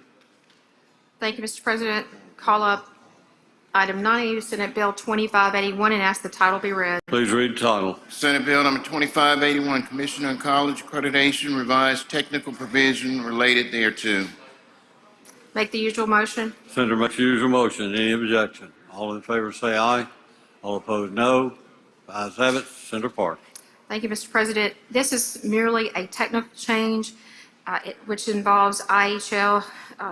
When it was created in recent review of their responsibilities, they found that in the language in the MCCA statute giving IHL authority to provide staffing and assistance to MCAA, IHL is now requesting this legislation that we clarify that and provide them the ability to provide staffing and administration assistance to the commission.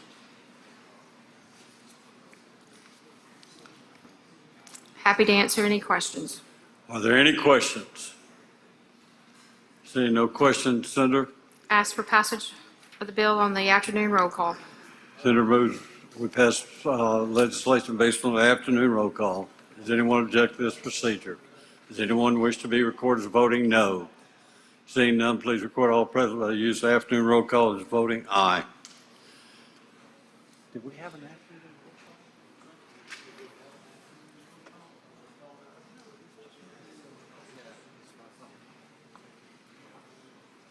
call? Oh, I'm sorry, Senator. By the way, we didn't have an afternoon roll call, so it'll be the morning roll call. Okay. All right, you're recognized.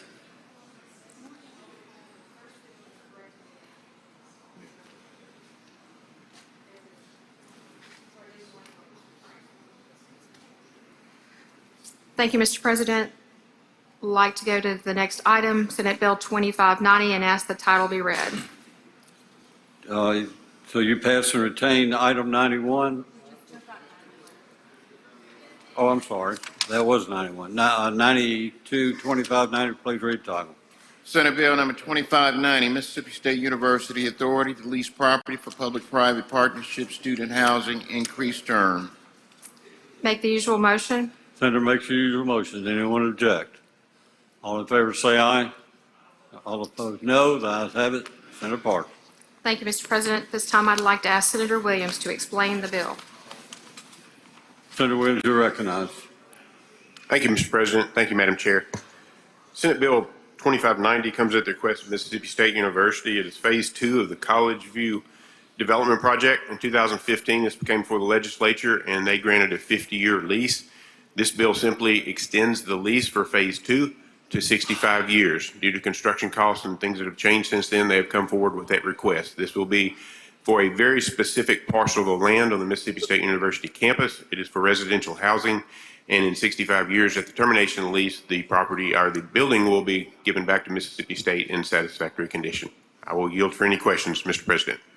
Are there any questions? We do have a couple questions. It looks like Senator Hill, did you have a question? Yes. Yes, ma'am. Do you yield, Senator Yes, sir. Yes, sir, I do.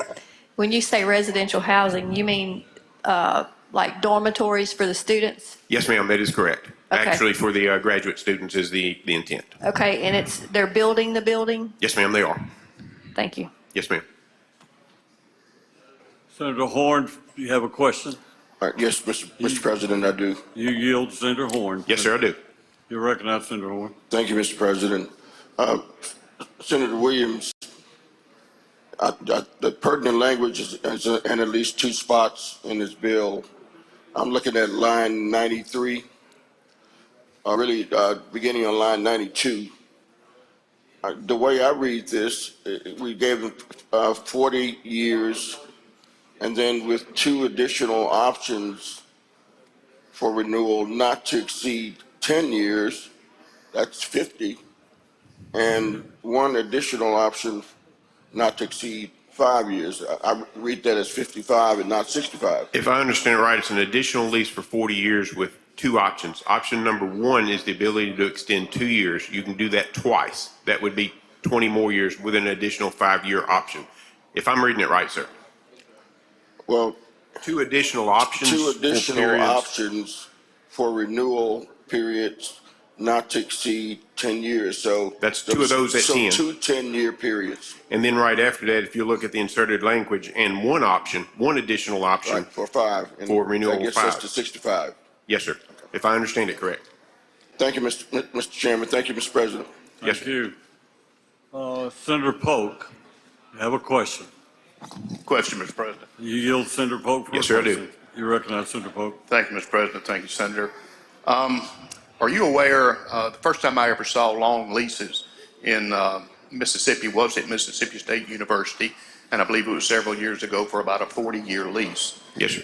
And now, a couple of years ago, the University of Southern Mississippi came in and wanted a 50-year lease to lease their infrastructure. And now it looks like we're here to try to get basically a 65-year lease. It seems we have a creep in leases here. And what we're doing when we pass these is we're having other future legislatures bound by this law that we passed today, if we do, that will hold them to something that gets somewhat difficult to understand, especially 65 years from now. So my question is to you, why do you think, personally, we should be extending leases this long for the state of Mississippi? I think the reason for this legislation to extend it this long is simple economics. You know, instead of Mississippi State University probably coming to us to bond the money, they've got a developer that's going to come in and build this. The extension of the leases is as a result of the costs as they're incurring and basically their payback over time. It's going to take that period of time to do this.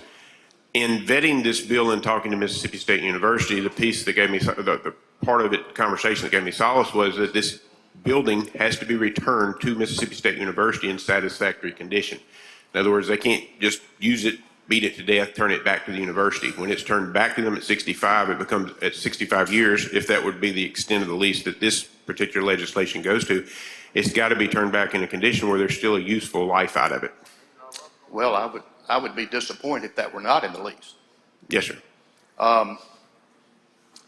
So long leases do not disturb you as a senator, as a businessman for that long of a period. When the state of Mississippi could build these, I know we'd have to approve that. But what we're doing is really making long leases for businesses to be able to control parts of our campuses. I think that is a very good observation.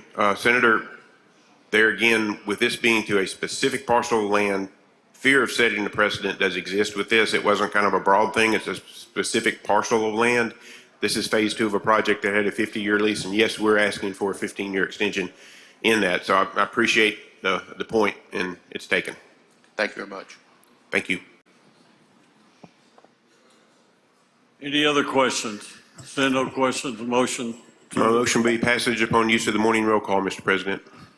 Senator requests use of one roll call for final passage. Does anyone object to this procedure? All in favor of the bill say aye. Aye. All opposed, no.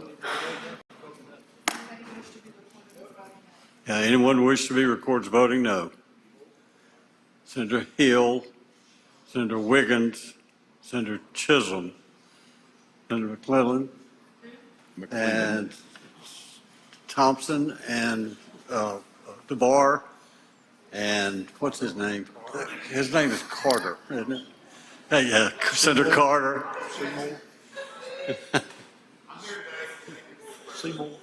Seymour. You got Thompson. We already have Thompson. McMahon. Senator McMahon, Senator Polk, Senator Blackwell. Anyone else wish to be recorded as voting no? Please read the names off, please.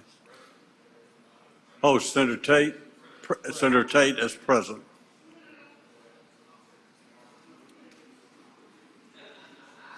Yeah, tell him I said he's not here. Voting no or nay? I didn't realize. Hill, Wiggins, Chisholm, McClendon, Thompson, Blackwell, Pope, Seymour, McMahon, Carter, and DeBar. Voting present, Tate. Anyone else wish to be recorded as voting no or present? Seeing none, please record all present by the use of morning roll call as voting aye, except for those. Okay, Senator Blackwell, item 93 passed and retained. 94, 95 is Senator DeBar. Thank you, Mr. President. Go to that item, call up Senate Bill 2749. Please Have the read title the read. please read the title. Senate Bill number 2749, School Board Members Increase Pay. Senator DeBar. Make the usual motions. Senator makes the usual motion. Anyone object? All in favor say aye. Aye. All opposed no. The ayes have it. Senator DeBar. Thank you, Mr. President. I move we adopt the committee substitute, and I'll be asked to recognize to explain the committee substitute. You're recognized to explain the committee sub. Thank you, Mr. President. This is a bill that we passed. It's a combination of two bills we passed last year. It didn't make it all the way to the finish line. The first part is the school board member pay raise. Basically, this gives school board members the option of either selecting to take their per diem for 36 meetings, and we increased the per diem from $67 to $112 per meeting, which equates to about $4,000. Or they can take an annual salary, and that's based upon the population of the school district. If there are less than 5,000 students, it'd be a $4,000 annual salary. If there's between 5,000 and 10,000 students, it'd be between 4,000 and 5,000. And if there's greater than 10,000 students, it'd be between 4,000 and 6,000.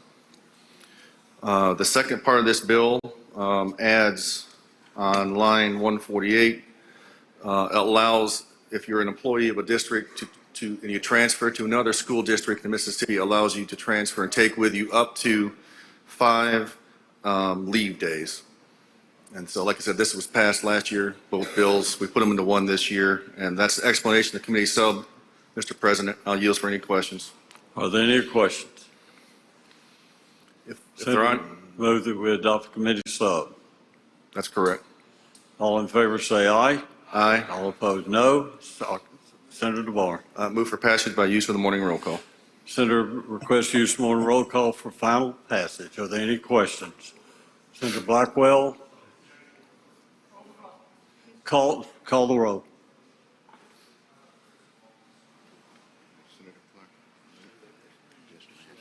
Gotcha.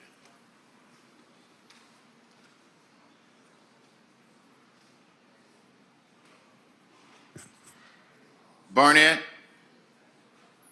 Barrett. Blackman. Blackwell. Blunt. Boyd. Branning. Bryan. Butler to 36. Butler, 38.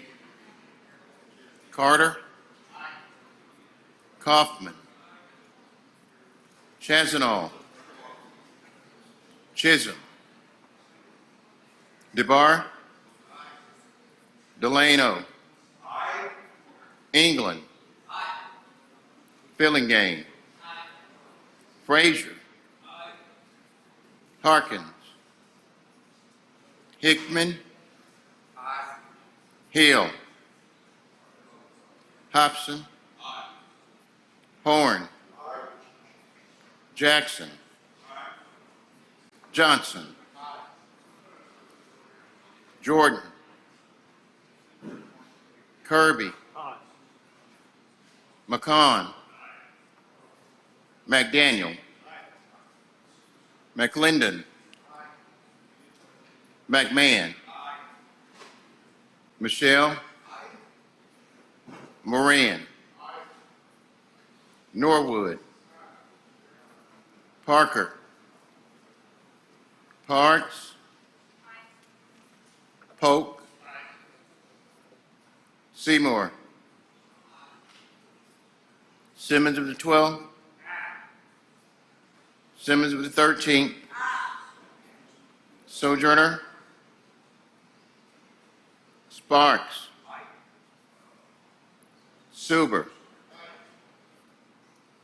Tate. Thomas. Thompson. Turner Ford. Whaley. Wiggins. Williams. Younger. Barnett. Blackman. Blunt. Boyd. Branning. Bryan. Butler to 36. Butler to 38. Chazanall. Chisholm. Harkins. Hill. Parker. Sojourner. Jordan. Thompson. Voting yes or yay. Barrett, Blackman, Blackwell, Blunt, Boyd, Branning, Bryan, Butler to 36, Butler to 38, Carter, Kaufman, Chazanall, Chisholm, DeBar, Delano, England, Fillingane, Frazier, Harkins, Hickman, Hill, Hobson, Horn, Jackson, Johnson, Kirby, McCon, McDaniel, McClendon, McMahon, Michelle, Moran, Norwood, Parks, Pope, Seymour, Simmons of the 12th, Simmons of the 13th, Sparks, Suber, Tate, Thomas, Thompson, Turner Ford, Whaley, Wiggins, Williams, and Younger.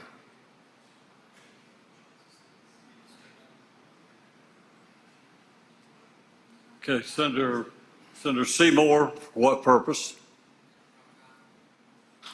At the proper time, I'd like to be added, asked to send it with the unanimous consent to be added, co-author. Thank you, Senator. Senator Tate, you next. Same thing, Mr. President. Unanimous consent to be added as co-author. Senator Blackwell, same thing, be added at the proper time. Well, let's, don't we do that after?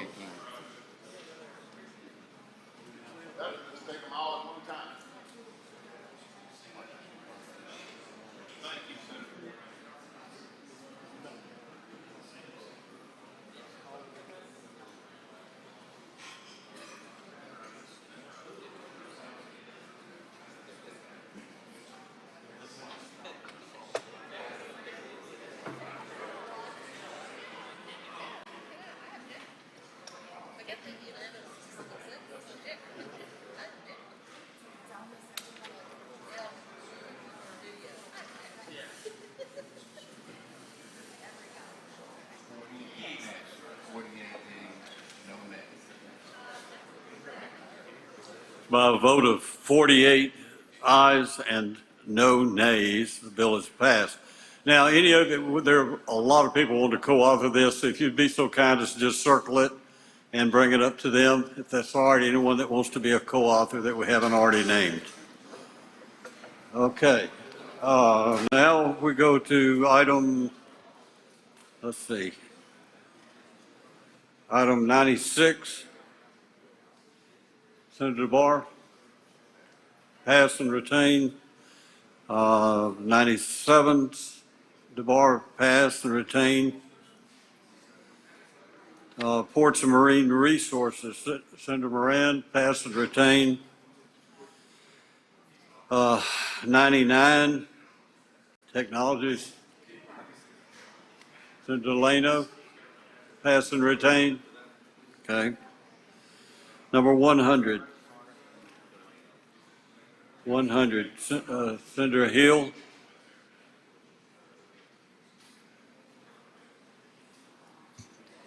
Thank you, Mr. President. I'd ask to have Senate Bill 2392 called up and have the title read. Please read the title. Senate Bill number 2392, fees for county garbage collection, revised provision related to.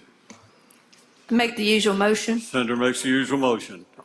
Anyone object? All in favor say aye. All opposed no. The ayes have it. Senator Hill. I believe I need to adopt the committee sub. Okay, well, let's explain the committee Well, sub if you would. I'd like to have permission for Senator McCon to explain the committee sub. Senator McCon, you're recognized. Thank you, Mr. President. Thank you, Madam Chairman. This bill has been a culmination of about 3 years of work and additional hearings over the last 6 months to see what we can do with regard to garbage fees. I'm going to ask Carlos to put a slide up on the screen at the moment. And there's a listing of these sitting over here on the side, and this is the information from counties as to the amount of unpaid garbage fees that are out there. I have enough for everybody to have one if you want to know. This is just the ones that actually responded, and it equals about $28 million, with some of those counties having over $2 million in unpaid garbage fees. $2 million to a county, as you and I both know, is a big deal. It can fund a lot of bridges. It can do a lot of things in a county. But unfortunately, we've had a problem collecting on those. Now let's go back to the bill. So this bill itself is brought to us with the circuit clerks, the chancery clerks, the tax assessors, the Land Title Association, and the Board of Supervisors all working together to come up with a mechanism. This mechanism requires a listing, a registry of delinquent garbage fees within every county. Believe it or not, every county doesn't necessarily have a registry that's searchable or that you can find, to be updated at least quarterly within that. The Board of Supervisors declare that. It'll go back on the list at least quarterly. Many counties can do it in real time, and we're excited about that. This gives them one more tool in the toolbox. Right now, you know that they can do several different things, including holding a tag. But this allows, once the delinquency notice is filed, that the county can commence a tax sale 3 years. Essentially, they're making this a special assessment on the tax bill.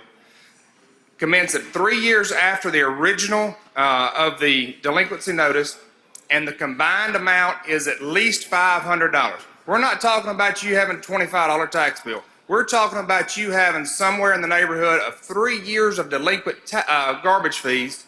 Sorry, I said tax bill there. And then you would be authorized, your county would be authorized to sell it just as any other tax sale would occur, with notice given, the special assessment on there, in an attempt to bring in some of this revenue back to the counties. If you look on over on lines 115 through 124, you'll see that the registry itself is going to be, you're going to have a garbage fee that was imposed after January 1st, 2018, and complies with the requirements of this section by September 1st, 2024. And then the fees would be real property liens. Now, what's crucial to understand is there's no forgiveness of these garbage fees in here. What's happening is the registry says that if you've incurred those fees since 2018 and you comply with these rules, it'll be considered a lien on the real property. If you don't, and they're beyond that, then it's going to be considered a personal lien against the generator or owner of the property. And the reason we did that is to try our best to do a searchable registry so those attorneys that are out there, those abstractors that are out there running these titles can go in and see, we have a list of who owes garbage fees. And with that list, then it's going to start showing up on titles. And you know what happens then? Then we end up taking care of some of these things that we've just passed over for years and years and years, and end up in the situation we're at.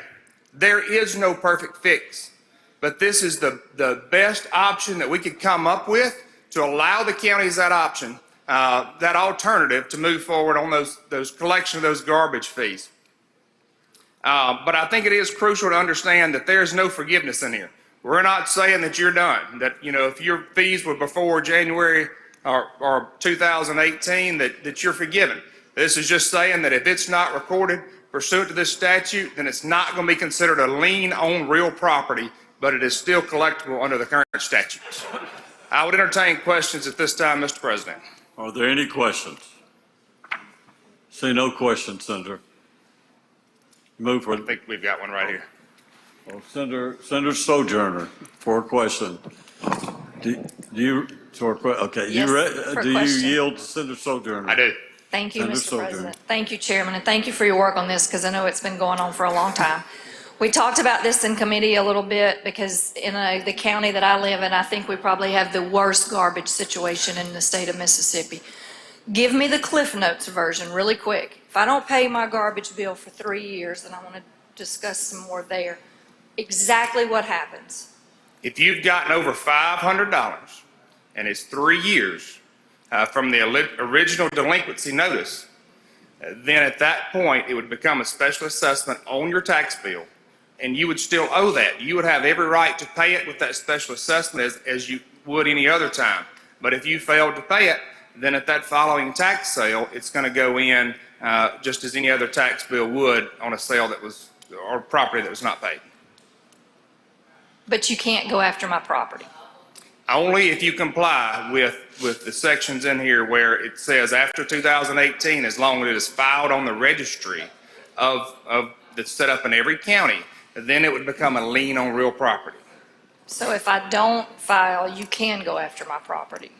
So no, if you don't file in the registry pursuant to this statute, then it could not be considered a lien on real property. And that's where we've gotten to right now, is there are people that have great registries that say that, all these are in real time or currently due. When I go run a title, I usually look at those registries in those counties that are out there.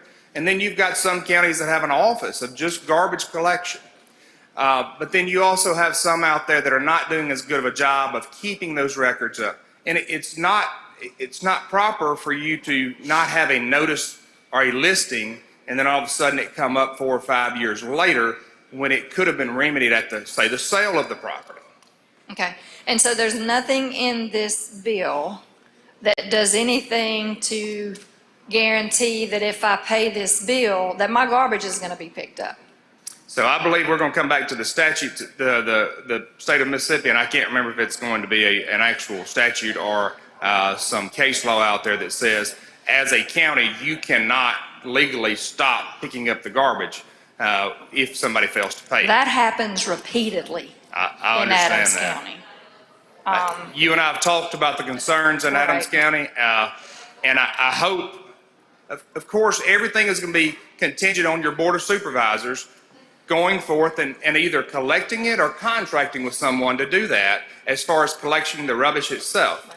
But without them doing their job, which we may have to hold them a little more accountable at some point, then there's really nothing I can do as far as this bill here. I understand it's a problem, but I have problems when we're trying to do things to allow government to collect on us when we're not getting protection as consumers. But I understand what you're doing. I totally understand that, and I think that's where we headed back into an election cycle, and maybe you can get some traction there. So. Thank you.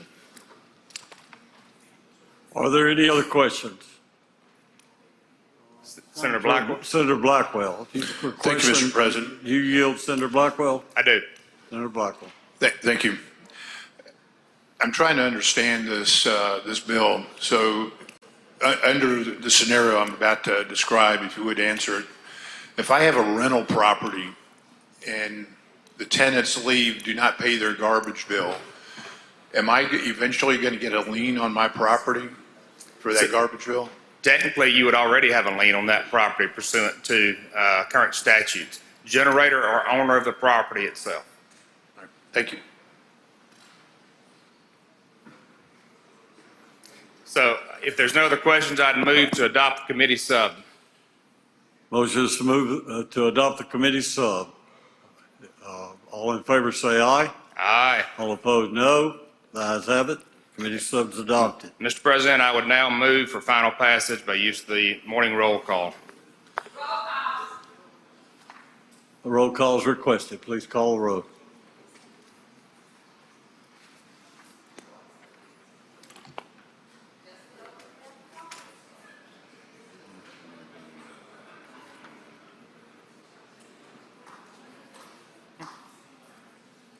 Barnett. Barrett. Blackman. Blackwell. Blunt. Boyd. Branning. Bryan. Butler to 36. Butler to 38. Carter. Kaufman. Chazanall. Chisholm. DeBar. Delano. England. Fillingame. Frazier. Harkins. Hickman. Hill. Hobson. Horn. Jackson. Johnson. Jordan. Kirby. McCon. McDaniel. McClendon. McMahon. Michelle. Moran. Norwood. Parker. Parks. Polk. Seymour. Simmons of the 12th. Simmons of the 13th. Sojourner. Sparks. Suber. Tate. Thomas. Thompson. Turner Ford. Whaley. Wiggins. Williams. Younger. Barnett. Barrett. Blunt. Bryan. Butler to 36. Butler to 38. Carter. Chazanall. England. Fillingame. Frazier. Harkins. Hill. Hobson. Horn. Jackson. Johnson. Jordan. McCon. McMahon. Norwood. Parker. Sparks. Tate.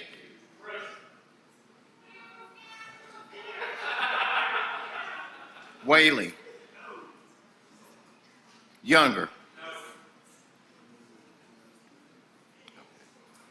Did you hear what Jackson said?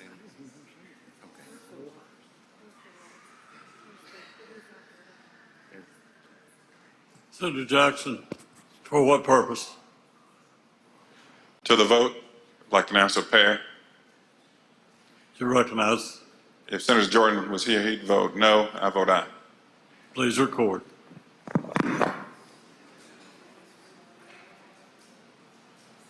Voting yes or yay. Boyd, Branning, Bryan, Kaufman, Delano, England, Kirby, McCon, Michelle, Moran, Pope, Seymour, Sparks, Suber, Thompson, Wiggins, and Williams. Voting no or nay. Barrett, Blackman, Blackwell, Butler for 38, Carter, Chisholm, DeBar, Fillingane, Frazier, Harkins, Hickman, Hill, Horn,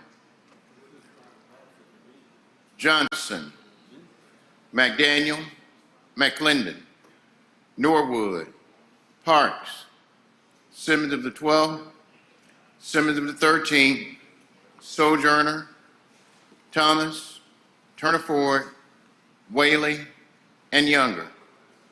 Voting present, Tate.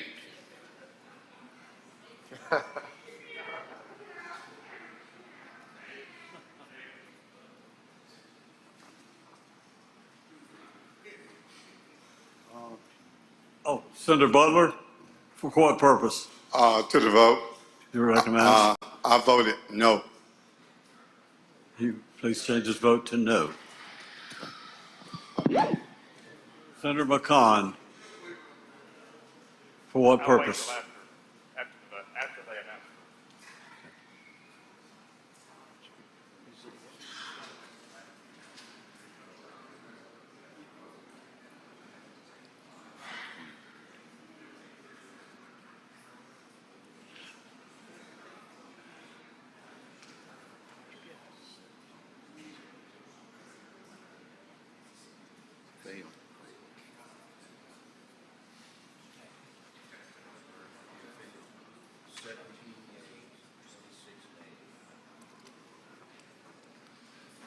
By a vote of 17 ayes, 26 nay, the bill has failed.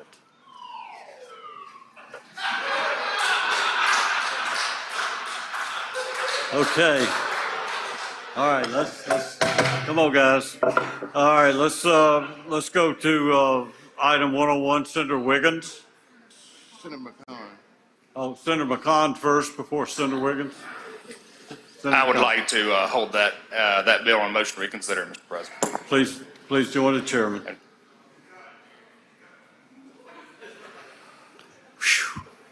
All right, Senator Wiggins. Thank you, Mr. President. Go to item 101, call that up, ask the title be read. Please read the title. Senate Bill number 2075, birth certificate adoptee may obtain certified copy of original after age 21. Senator Wiggins. Make the usual motion. Senator makes your usual motion. Anyone object? All in favor say aye. Aye. All opposed no. The ayes have it. Senator Wiggins. Be allowed to explain the committee substitute. You're recognized for the committee sub. Thank you. This is a bill, Senator Hill's bill that we've done on previous occasions, and simply it allows a adopted person to get a copy of their birth certificate.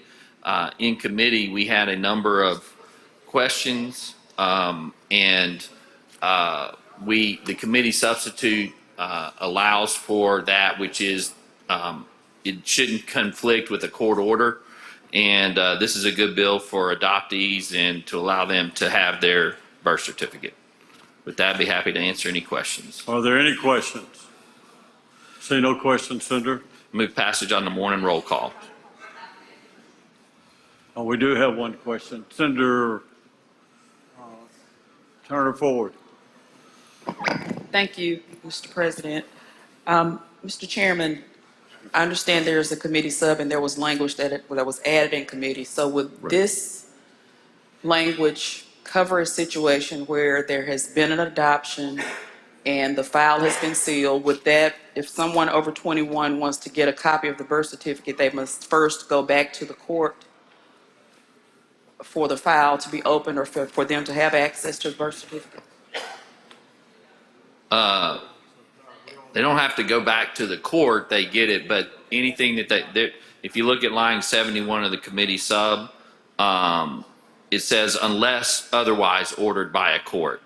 And it shall be clearly canceled and revised. And then if you look at lines 133, it says that they're entitled to a copy of the adoptee's original and canceled birth certificate under there. So it's clearly delineating it, and if somebody would object, then they can go to court and object to it.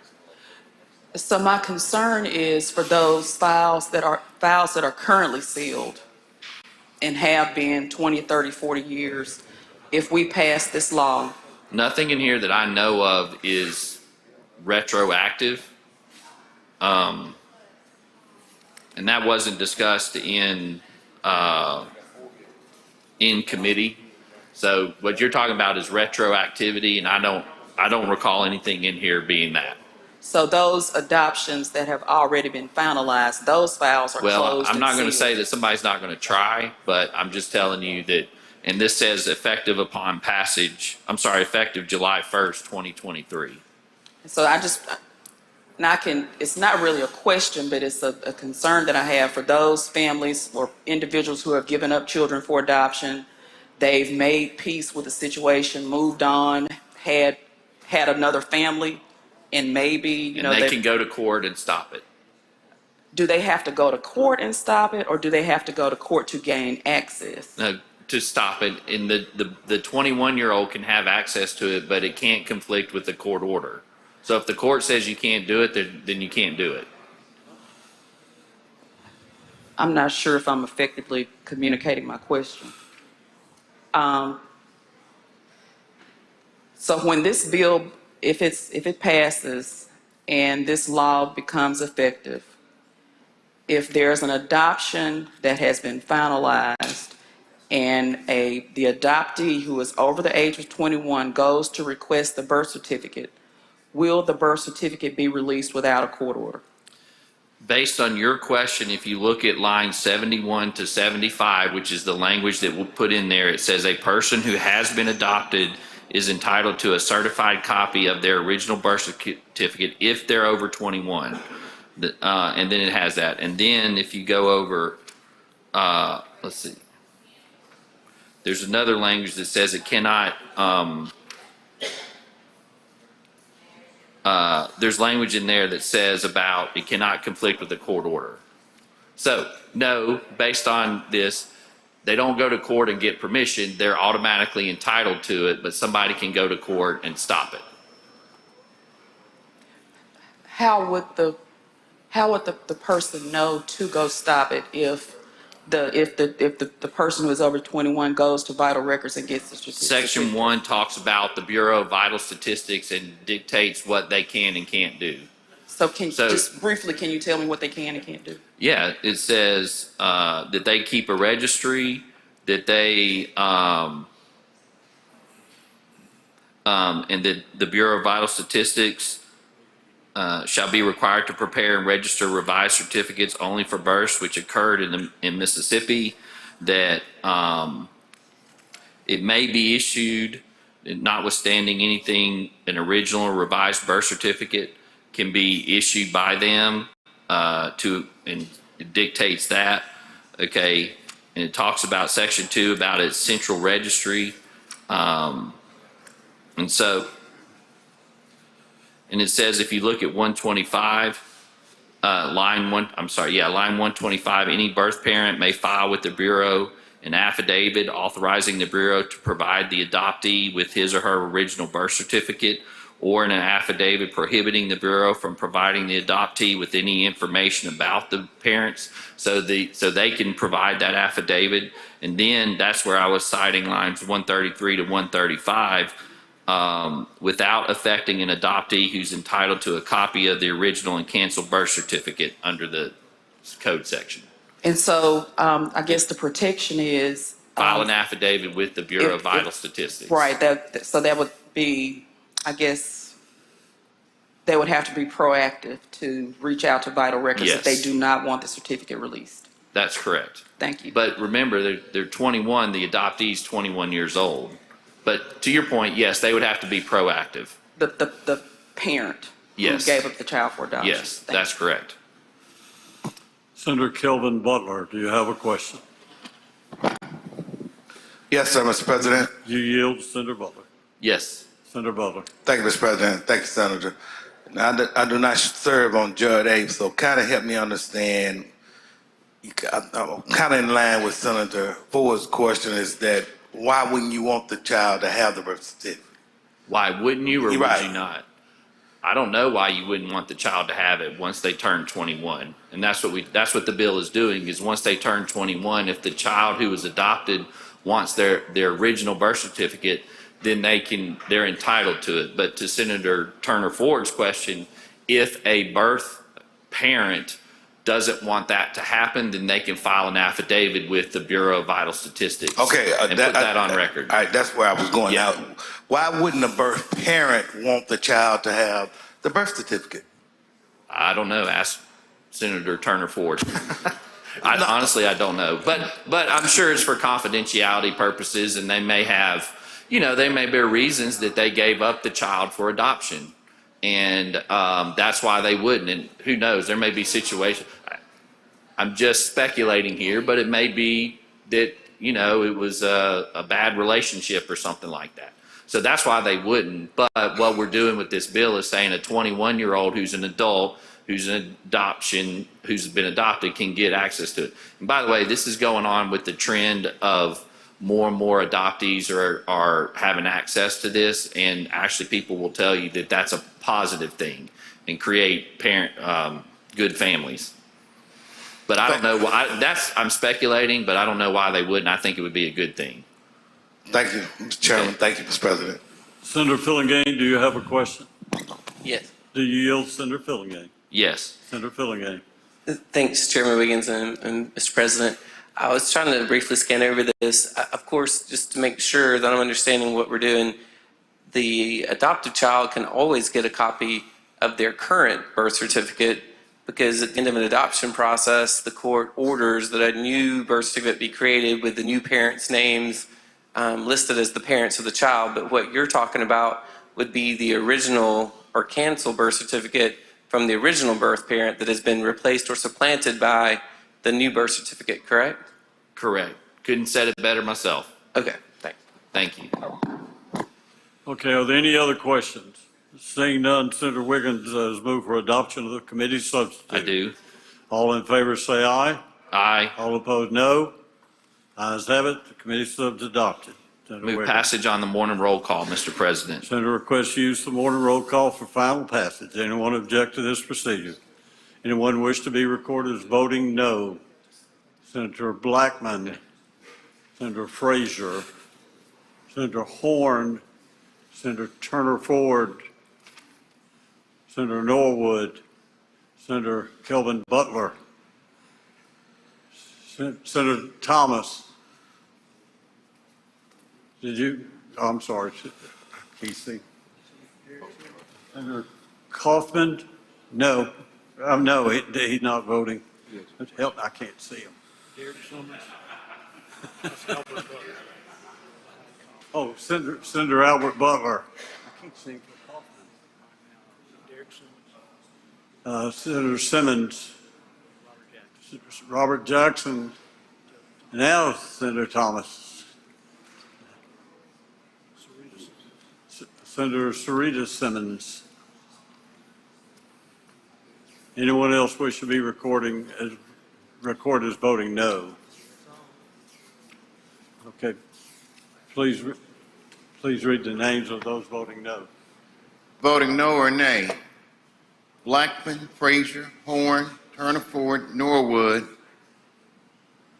Butler of the 36th, Butler of the 38th, Thomas, Simmons of the 13th, Simmons of the 12th, and Jackson. Anyone else wish to be recorded as voting no?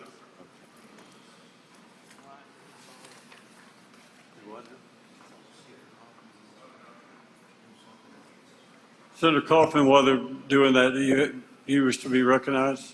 Yes, sir. I'd like to be added as co-author with unanimous consent. At the proper time. Thank you.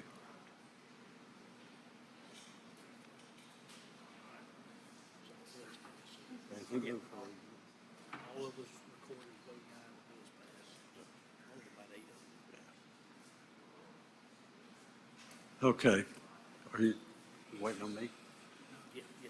Okay, please record all others voting aye by the use of morning roll call. The bill is passed.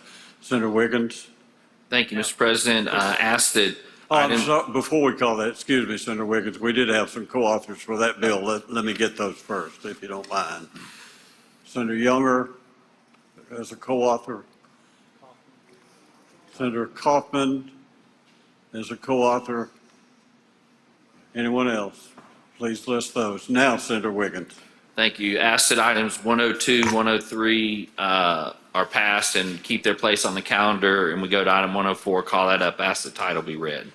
102 and 103 will retain its place on the calendar. Call up item 104. Please read the title. Senate Bill number 2204, Child Support. Create presumption that support continues past the age of majority for a disabled child. Make the usual motion. Senator makes the usual motion. All in favor say aye. Aye. All opposed no. Ayes have it. Senator Wiggins. Thank you. We've passed this bill last year. This is the bill that allows for child support to continue past the age of majority, which is 21 for a disabled child. Just for review, made it all the way basically to the last day, and essentially one thing happened in the House, and so it didn't get passed. So we're taking another shot, and this was also the bill that was recommended by the task force of chancellors, judges, and practitioners, and also this occurs and happens in probably 40 other states where this is allowed. So that's what the bill does. Happy to answer any questions. Are there any questions? No questions, Senator. Move Oh, passage. wait a minute, Senator Hill. You have a question, Senator Hill? Yeah, just a You brief yield- question. You yield, Senator Hill. Yes. Would this be based on SSI, or what would the disability, what's the definition of disability in this bill? How do we determine, how disabled that they have to be? Well, I'll say I'll go with that disability, yes. And that's what courts use generally, and a doctor has to make that decision that they're disabled. But and it's generally a mental disability, which is what happened. I don't mind saying special needs, and so they receive Medicaid and stuff like that. And that's what the disability is. Okay, so it couldn't just be, a mild learning disability. That's just my concern. Oh, thank you. Council, thank you. Just pointed out that in lines 155 to 158 defines it, which says if the minor child has a disability which was present during the minority that prevents them from living independently unless Okay. the child's a long-term Okay, patient. I got you. Thank you. Thank you. Okay, Senator Hickman, do you have a question? Yes, Mr. President. You yield, Senator Hickman, for I a do. question. Senator Just Hickman. one quick question. This leaves the discretion up to the court, and they weigh all the factors, like the Chancery Court will weigh the factors at what the amount of the child support is according to the standard and all of that. Yeah, this does not affect what they award in child support. But right now, and this is why the task force came forward and said that, what's happening is that children who are over the age of 21, but in the child support's being received, there are places that are stopping that child support because in normal situations, that's when it stops. And so this allows that to continue. It doesn't affect the amounts. It doesn't affect anything. It just says that it shall continue past that age. And I guess my question is, but it doesn't create a presumption. It just unties the Chancery Court's hand to be able to extend that child support to support a child who needs it beyond 21. Correct. A disabled child specifically. Yes. Thank you. Correct. I believe that's all the questions. You were making a motion when Passage on the morning roll call, Mr. President. Senator requests to use the morning roll call for final passage. Anyone object to this procedure? Anyone wish to be recorded as voting no? Seeing none, please record all present by the use of morning roll call as voting aye. Senator Wickens. Ask that we pass 105, 106. They keep their place on the calendar. 105, 106 retain their place on the calendar. Senator Turner Ford. Item 107.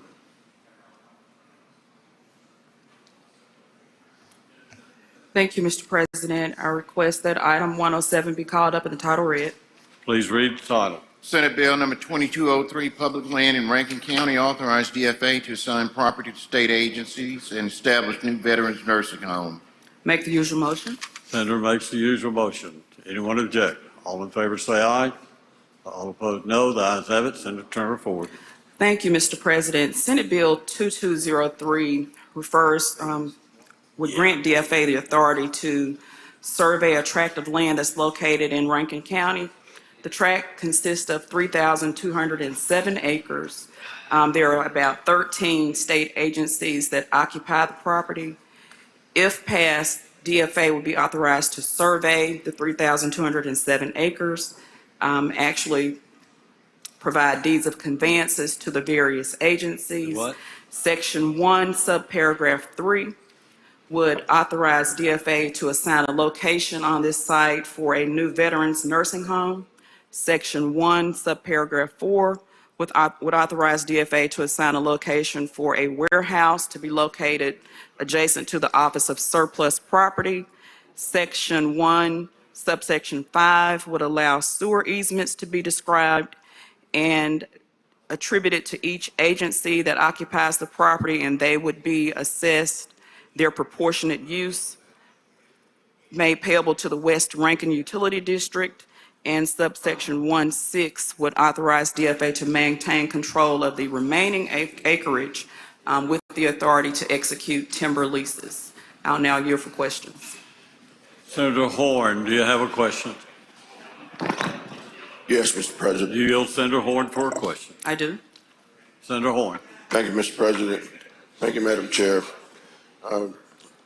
Senator Turner Ford, where is this veterans home right now? I believe it's currently located in Jackson. I don't know the exact location. So we are going to be basically abandoning that property and moving another state agency out to Rankin County. Yes. Do you know what the rationale is for this? The last time I saw that facility, it seemed to be in fairly decent shape. What's prompting the move? That I don't know. This was a request that was made by DFA, and I think that they would like to identify a location on this 3,207 acre tract, and that's where the facility would be located. So they got 3,200 acres that they need to fill up, and they keep picking at Jackson to find likely candidates to continue to move them outside the city of Jackson. Would you agree with me? I don't know that I agree or not. I'm simply presenting the legislation for debate by the body. Thank you, Madam Chair. Thank you, Mr. President. You're welcome. Are there any other questions? If not, I move adoption based on the morning roll call. All right. Any questions? If not, question, Senator Seymour. I yield. Senator, isn't it true that over the Christmas holidays, our veteran home in Jackson was without water for over 7 days, and the veterans that were there had no bath or hygiene taken care of because of the lack of water pressure? I can't say, I don't live in the area, but I understand just based on reports in the media that there were water issues in the city of Jackson. So I can't dispute. Well, isn't it also true that for the last 2 months that we've had to, from time to time, bring in a water truck with a bladder and actually the propulsion in of a pump, basically a pump station, to have enough water pressure for fire suppression? That towards Senator Horn's questions is why this is being facilitated for the new home. The property has other entities that are looking at it, but we've pretty much got to clear it out to do some major reconstruction on it to put it back into service. I'm told the answer is yes. Thank you, Senator Seymour. Senator Norwood, for what purpose do you seek recognition? Question? I yield. Questions? Senator Turner Ford yields. Madam Chair, just for the record, would you agree that there have been actions taken before this legislative session to establish the VA home in Rankin County?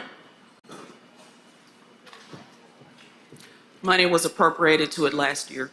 So that is prior to this water disturbance that was just mentioned. Is that not correct?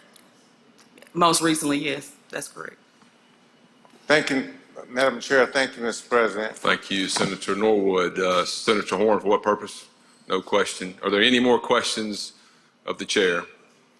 Senator Kirby, would you like to be recognized to speak?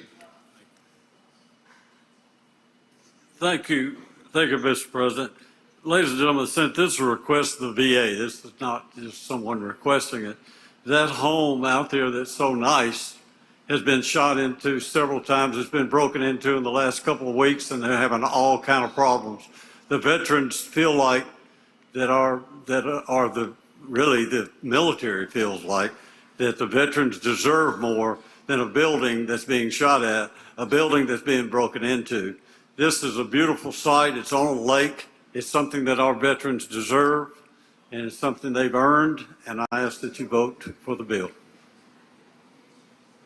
Thank you, Senator Kirby. Senator Turner Ford, would you like to close?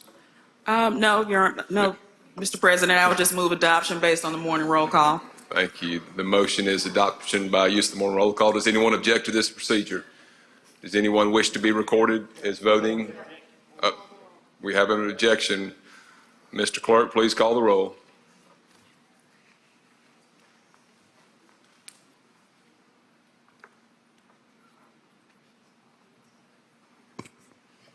Barnett. Barrett. Blackman. Blackwell. Blunt. Boyd. Branning. Bryan. Butler to 36. Butler to 38. Carter. Kaufman. Chazanall. Chisholm. DeBar. Delano. England. Fillingane.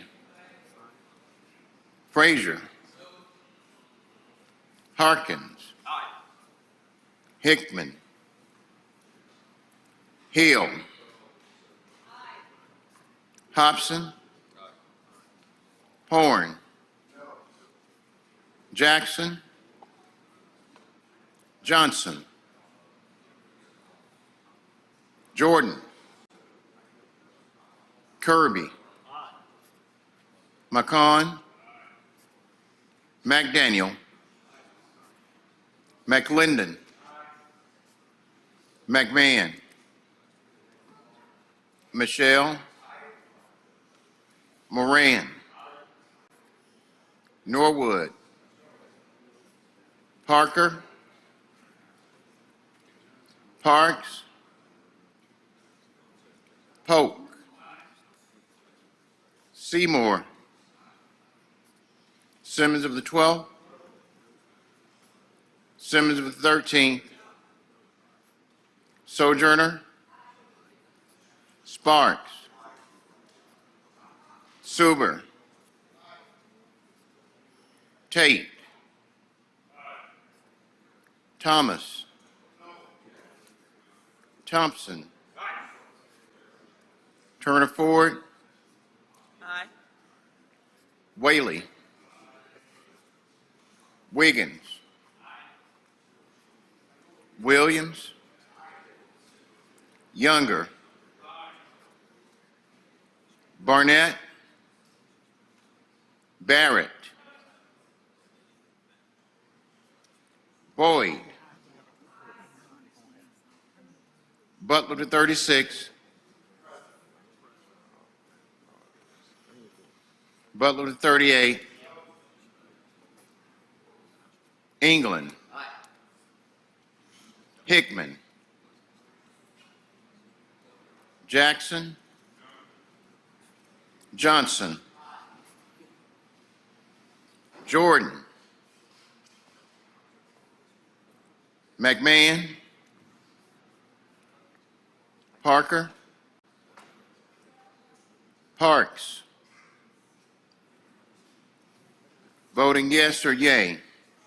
Blackwell, Boyd, Branning, Bryan, Carter, Kaufman, Chazanall, Chisholm, DeBar, Delano, England, Fillingane, Harkins, Hill, Hobson, Johnson, Kirby, McCon, McDaniel, McLendon, Michelle, Moran, Polk, Seymour, Sojourner, Sparks, Suber, Tate, Thompson, Turner Ford, Whaley, Wiggins, Williams, Younger. Voting no or nay, Blackman, Blunt, Butler to 38, Frazier, Horn, Jackson, Norwood, Simmons of the 12th, Simmons of the 13th, and Thomas.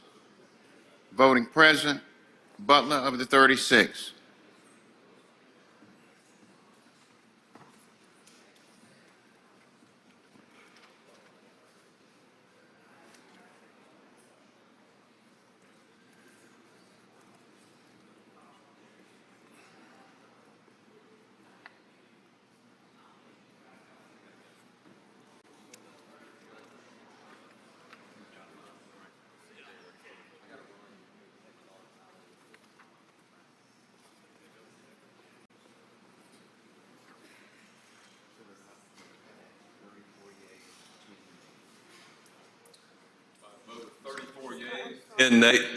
By a vote of 34 yeas and 10 nays, Senate Bill 2203 passes. Moving on to Senate number 108 on today's calendar, Senate Bill 2309. Senator Turner Ford, you recognize. Thank you, Mr. President. I request the bill be called up and the title read. Mr. Clerk, please read the title. Senate Bill number 2309, Mississippi Department of Archives and History Property, add parcel known as the Old Magnolia Church for transfer to U.S. Park Service. Make the usual motion. Senator makes the usual motion. All in favor say aye. Opposed, nay. The ayes have it. Senator, you recognize. Thank you, Mr. President. Senate Bill 2309 seeks to add the site of the Magnolia Church to a law that was originally passed, I think it was in 2012, 2014. But there are several properties that will be transferred to the National Park Service. Some of them have been transferred previously. I think the Champion Hill site is working its way through the process. It may be near conclusion, but the old Magnolia Church site, which is located in Claiborne County, was omitted unintentionally. And so Senate Bill 2309 seeks to correct that error by bringing forth the Magnolia Church site. I would yield for questions. Are there any questions? Seeing none, Senator, your motion. I move adoption based on the morning roll call. Senator moves adoption by use of the morning roll call. Is anyone that objects to this procedure? Does anyone wish to be recorded as voting no? Seeing none, Mr. Clerk, please record all present voting aye on Senate Bill 2309. Thank you. Moving to 109 on today's calendar, Senator Polk. Chairman Polk, you're recognized. Thank you, Mr. President. I'd like to call up item 109, ask the title be read. Mr. Clerk, please read the title. Senate Bill number 2053, Deficit Prevention Act, requires state agencies to notify certain officials when likelihood of a deficit exists. Make the usual motion. Senator makes the usual motion. All in favor say aye. Opposed, nay. The ayes have it. You're recognized, Senator Polk. Thank you, Mr. President. If you look at the bill, well, first let me give you a little background. As you know, some of our state agencies and our other parts of state government, sometimes we spend so much time on budgets, but they don't seem to be able to stay in the budget, and they come back to us the next year and ask for a deficit appropriation. This bill hopefully will make that less and less of a problem. So if you look at the bill in Section 1, we're just going to call this the Deficit Prevention Act. If you go down to subsection 3, it's for whatever reason an agency, department, or institution finds itself that is going to be in a deficit situation in the fiscal year, they must notify the governor, the lieutenant governor, the speaker, and the chairman of both the House and Senate Appropriations Committee within 15 days after they realize that this is a problem. They then, in subsection 4, will have to get with the state auditor and DFA to determine a plan to avoid this deficit situation. Now, what they can do will be to limit travel, conference attendance, only to that is deemed necessary by the director of the agency, department, or institution, and restricting the purchase of equipment, vehicles, and other non-necessities for their agency, and make sure that we do our best to stay within budget. I believe Senator Blunt has an amendment. Senator Blunt, you're recognized for an amendment. Thank you, Mr. President. Thank you, Mr. Chairman. This is a good bill, needed bill. The amendment is on the screen and is very straightforward. It deals with after the determination of the likelihood of the deficit, the state agency, department, or institution shall work with the legislative budget office. There's a typo in budget, but we would notify the legislative budget office. The reason for that is those are the folks who are in the guts of these budgets every year and know more about the internal operations of the agency from the process that we go through every appropriation cycle, and we believe can more quickly get on top of the problem and address it. So again, you'll see the sponsors of the amendment, but that's the explanation of the amendment. I'll be happy to answer any questions. Does anyone have any questions of Senator Blunt and the amendment? If there are no questions, Mr. President, I move adoption of the amendment. Senator moves adoption of the amendment. All in favor, say aye. Aye. Opposed, nay. The ayes have it. Amendment is adopted. Now back to Senator Polk. Thank you, Mr. President. I'm use of the morning roll call for passage. Senator has suggested use of the morning roll call for final passage. Anyone objecting to this procedure? Anyone wish to be recorded as voting no? Seeing none, Mr. Clerk, please record all present on the morning roll call as voting aye, and Senate Bill 2053 passes. Moving on to 110 on today's calendar, Senator Polk, you're recognized. Mr. President, I'd like to take 110, 111, 112 and pass them, but leave them on the calendar in their place. Those will retain their place on the calendar. Moving to 113, Senator, you're recognized. Thank you, Mr. President. I'll ask the title be read. Mr. Clerk, please read the title. Senate Bill number 2538, Mississippi Regional Pre-Need Disaster Cleanup Act, create. Make the usual motion. Senator makes the usual motion. All in favor say aye. Opposed, nay. The ayes have it. Senator, you're recognized. Mr. President, I ask that Senator Williams be recognized to explain the bill. Thank you, Mr. President. Senator Williams, you're recognized to explain the bill. Thank you, Mr. President. Thank you, Mr. Chairman. As the title said, this is a pre-need disaster bill. This comes at the request of MEMA.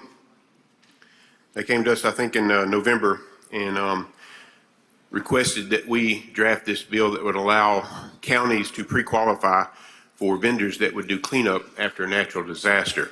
Based upon information given from MEMA, since 2020, we've had about $100 million of expenses in disaster cleanup. 90 million approximately have been reimbursed by FEMA, 10 million have not, because FEMA guidelines were not followed in that process. By enacting this bill and this legislation, we feel that this $10 million will be reimbursed by FEMA. This burden, again, as I said, has been borne by the counties. DFA, the way the bill reads, DFA will set up the pre-qualifying of the vendors. It will be set up based upon the 9 MEMA districts that we have now. Obviously, the cleanup on the coast might be different than the cleanup in Oktibbeha County because of the natural disasters and those that are there. This is not mandatory. Counties can follow the procedures that they're doing if they prefer the methodology in which they're using. There's nothing that they have to do different. There is no restrictions of what they've done. This is just another option or another tool in the toolbox. That is a brief explanation of the bill. I will yield for questions. Are there any questions of the senators? Senator McClendon, for what purpose do you seek recognition? Question, please. Question. You're recognized. Does the senator yield? Yes, sir, I do. Okay. Thank you, Senator Williams. Does this state of emergency have to be declared for this to? I do not know if a state of emergency has to be declared for FEMA to authorize the reimbursement of the money. It does not change whether it does or not. This bill in no way addresses that. Okay, thank you, sir. Yes, sir. Thank you, Senator McClendon. Are there other senators that have questions? Seeing none, Senator Williams, your motion. Motion is requested the use of the morning roll call for final adoption. Senator Williams has requested use of the morning roll call for final passage. Is there anyone that objects to this procedure? Anyone that wishes to be recorded as voting no? Seeing none, Mr. Clerk, please record all present on the morning roll call as voting aye, and Senate Bill 2538 passes. Senator Polk, let's take one more bill. Is that 114 on today's calendar? 114, I'd like to pass and let it stay on the calendar in its place and go to item number 115 and ask the title be read. Mr. Clerk, please read the title. 78, Department of Child Protection Services, separate agency from the Department of Human Services. Make the usual motion. Senator makes the usual motion. All voting in favor say aye. Opposed, nay. The ayes have it. Senator, you're recognized. Mr. President, I'd like for you to recognize Senator Wiggins to explain the bill. Before I recognize Senator Wiggins, Senator Horn, do you have a question? Or for what purpose are you seeking recognition? I request unanimous consent to be added as a co-author to the previous item, Senate Bill 2538. Unless there's no objection, we'll add Senator Horn as a co-author to the previous measure. Senator McClendon, for what purpose do you seek recognition? Thank you, Mr. President. By unanimous consent, I would also like to be added as co-author on Senate Bill 2538. Seeing no objection, you will be added as a co-author. Senator England, you're recognized. For what purpose? Like to ask for unanimous consent to be added as a co-author to Senate Bill 2053, which I believe was number 109 on our calendar today. Okay. Thank you, Mr. President. Any objection? Seeing none, Senator England, you'll be added as a co-author of Senate Bill 2053 on today's calendar. We will have an opportunity when we finish up, if there are others that maybe want to add as co-authors at the end, unless it was on the last bill. But otherwise, I'm going to recognize Senator Wiggins at this time to explain Senate Bill 2678. Thank you, Mr. President, Mr. Chairman. I wanted to give a little bit of background. So in 2016, for a number of reasons, it was decided to separate Child Protection Service or create a new agency out from under Department of Human Services. Part of this was due to the Olivia Y lawsuit. And so since that time, we, the state, have been operating as CPS as a sub-agency of DHS. And what this bill does is the final bill to fully separate CPS from DHS.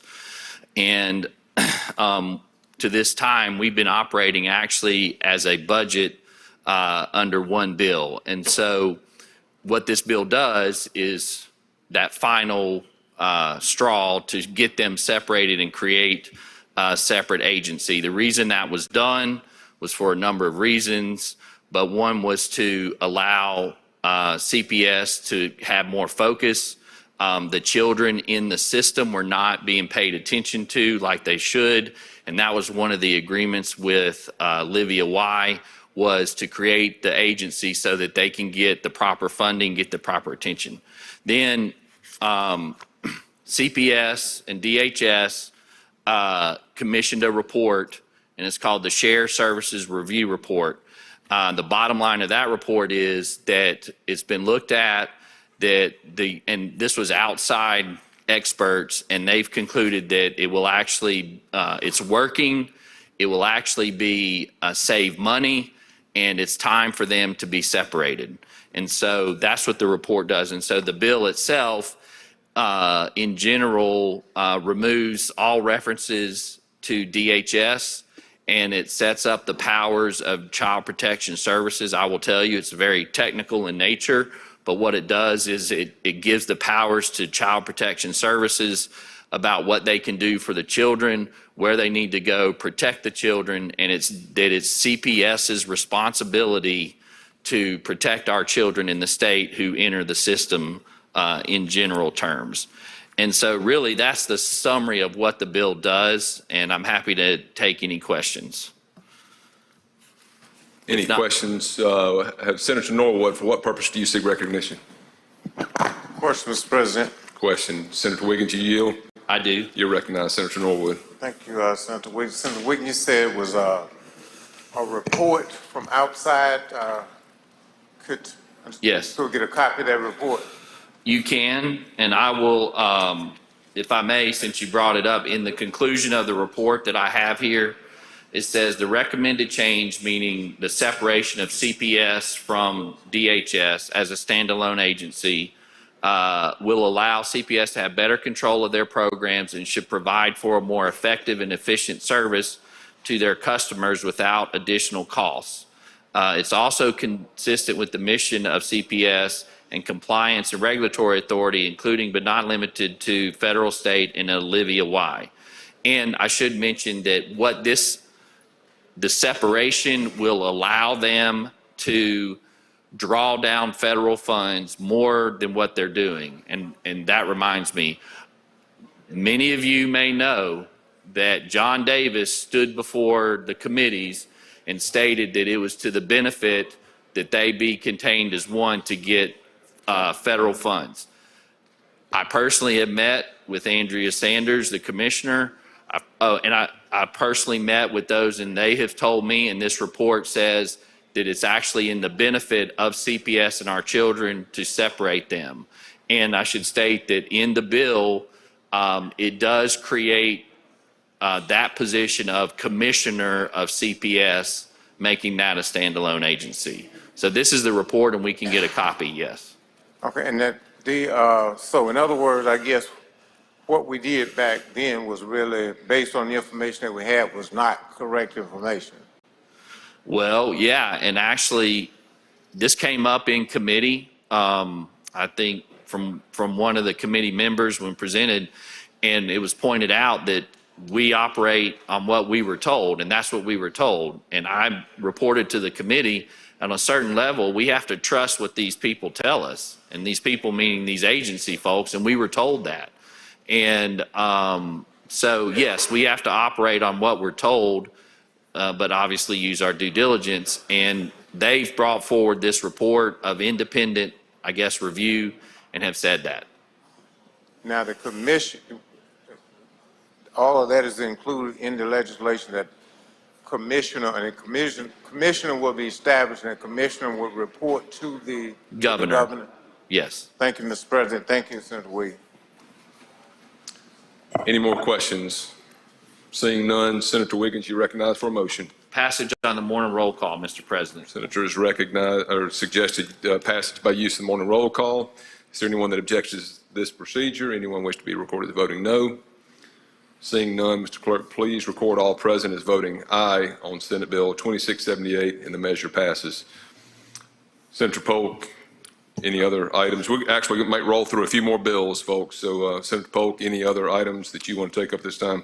Yes, we can take up item 116 as the item be called up and title read. Mr. Clerk, please read the title. Senate Bill number 2844, Bureau of Fleet Management, revised duties thereof. I make the usual motion. Senator makes the usual motion. All in favor say aye. Opposed, nay. The ayes have it. Senator, you recognize. This is the first bill I've ever introduced or looked at like this. It's not a bill that added language or changed language. It just subtracted language. And what's happened is if an agency decides to give a vehicle to another state agency, right now there has to be a transfer of funds between the two agencies to accomplish that. This bill just removes the language that requires that. So now the FAA can just have vehicles move from one agency to the other, and it'll be a done deal. That's what the bill does. If there are any questions, I'll be glad to answer. Are there any questions? Any questions? Seeing none, Senator, what's your motion? Request use of morning roll call for final passage. Senator Polk has suggested use of the morning roll call for final passage. Anyone objecting to this procedure? Is there anyone that wishes to be recorded as voting no? Seeing none, Mr. Clerk, please record all present on the morning roll call as voting aye, and Senate Bill 2844 passes. Moving to 117, Senator Polk. Pass and let it retain its place. Senate 117, Bill 117, I'm sorry, Senate Bill 2853, number 117 will pass and retain its place. Senator Simmons, you have any that you want to take up? Going to item 118 on today's calendar. Senator, you're recognized. Thank you, Mr. President. Actually, we go to item 118 on today's calendar, call it up and have the title read. Mr. Clerk, please read the title. Senate Bill number 2306, Flood and Drainage Control Districts, revised number of directors for certain municipalities. I make the usual motion. Senator makes the usual motion. All in favor say aye. Opposed, nay. The ayes have it. Senator, you're recognized. Thank you, Mr. President. Members of the Senate, this bill basically adds 2 emergency managers for Hinds County and the city of Jackson to the levee board. There have been 2 devastating floods in the capital region in the past 5 years. The current levee board has managed the levee system that protects the capital region since 1960. State law says that each county and each city in a flood control district gets a representative on the board. That's current law. And so basically what this does is basically amend the statute to allow emergency managers for Hinds County and Jackson on the levee board. I'll answer any questions, Mr. President. If not, I ask for passage by use of the morning roll call. Are there any questions? Seeing no questions, Senator requests use of the morning roll call for final passage. Anyone object to this procedure? Anyone wish to be recorded as voting no? Seeing none, please record all. Oh, we got one. Senator Tate?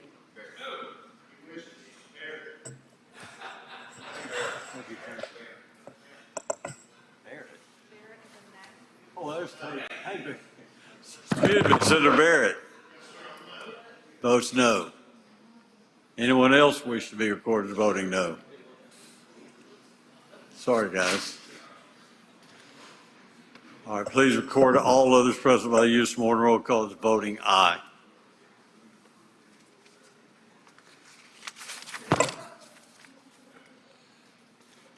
Okay, 119. Thank you, Mr. President. I ask that we go to that item, call it up, and have the title read. Please read the title. Senate Bill number 2839, Public Improvement District Act, amend to allow municipality to perform duties and exercise powers in certain circumstances. I make the usual motion. Senator makes the usual motion. Any objection? All in favor say aye. All opposed no. The ayes have it.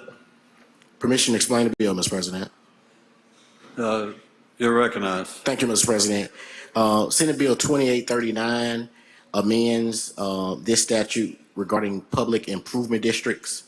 Public improvement districts, or PIDs, were created by way of statute in 2002. The purpose is to allow immediate development of a land mass with infrastructure costs paid through assessments of property owners. The PID is governed by a board of directors. While there are successes with PIDs, such as the Renaissance Shopping Center in Ridgeland, there are situations that arise after the completing of most of the development where action is needed. And so in a situation where the PID board has gone inactive, what this amendment does, it allows the municipal board to step in the shoes of the PID board for this as a safety valve to protect the investment that was made in that particular municipality. That's all the bill does, Mr. President. I'm glad to answer any questions. If not, I ask for passage by use of the morning roll call. Are there any questions? Seeing none, the senator requests use morning roll call for final passage. Anyone? Oh, we have a question. Senator Hill, you have a question. I do. You yield Senator Hill for a question. Yes, Mr. President. Senator Hill. I think sometime in the past, since you and I have been serving, we had something similar to this come up. My question is, if the board is dissolved and the municipality takes over, who were the taxes going to start with for this PID? Now, Senator Hill, from my understanding, the taxes were still generated in that particular municipality, so it still remains in that municipality. This bill, as I understand it, only deals with the governance, and since that PID no longer exists, then you wanted to protect that investment in that municipality and allow that PID to still be governed now in the municipality as opposed If to the PID is dissolved, does that mean the taxes stop? As I understand it, those are taxpayers of that municipality and of the state like anybody So else. even if the PID is dissolved, that tax is still collected by the municipality? I understand that those taxes. Because that's what I was just trying to figure out if it would, so basically it's not any authority for a new tax, it's just changing who manages the PID. That's all it does, Senator. Thank you. All right. Any further questions? If not, Senator moves that we have passage by use of morning roll calls. Anyone object to this procedure? Anyone wish to be recorded as voting no? Seeing none, please record all present by use of morning roll call as voting aye. Thank you, Senator. All right, we go now to item number 120, Senator Hill. Pass and retain. Senator Whaley, 121, pass and retain. 122, Senator Kaufman, pass and retain its place on the calendar. 123, pass and retain. 124, pass and retain. All right, 125, Senator Younger, pass and retain. All right, hold on. 126, Senator Carter, pass and retain. 127, pass and retain. 128, pass and retain. 129, pass and retain, and then 130, Senator Fillingham. Thank you, Mr. President. I'd like to go to item 130, called up and have the title read. Please read the title. Senate Bill number 2297, Forensics Laboratory, require approval of model of intoxilizer equipment that is readily available to law enforcement agencies. Make the usual motion. Senator, make the usual motion. Anyone object? All in favor say aye. Aye. All opposed, no. The ayes have it. Senator Fillingham. Thank you. If you'll recognize Senator Blackwell to handle the bill. You recognize, Senator. Thank you, Mr. President, Mr. Chairman. All this bill does here currently are intoxilizers are over 20 years old. The company no longer makes parts for them. And apparently we haven't had in statute that we specified the specific brand. What this bill does here is just says that the Mississippi Forensics Lab can approve at least one model of intoxilizer to be available for law enforcement. That's an explanation of the bill. I'll yield for questions. Are there any questions? Senator McCon. Senator Sparks. Thank you. For a question, please. Do you yield for a question, Senator Blackwell? I yield. You recognize Senator Sparks. Thank you, Mr. Chairman. This is statewide, just to give an alternative. It's not ordering the change, it's just giving them the opportunity to get one because this prior model is no longer available or can have parts or service. That's correct. Thank you, Mr. Chairman. Are there any other questions? Request passage by the use of the morning roll call. Senator request use of morning roll call for final passage. Anyone object to this procedure? Anyone wish to be recorded as voting no?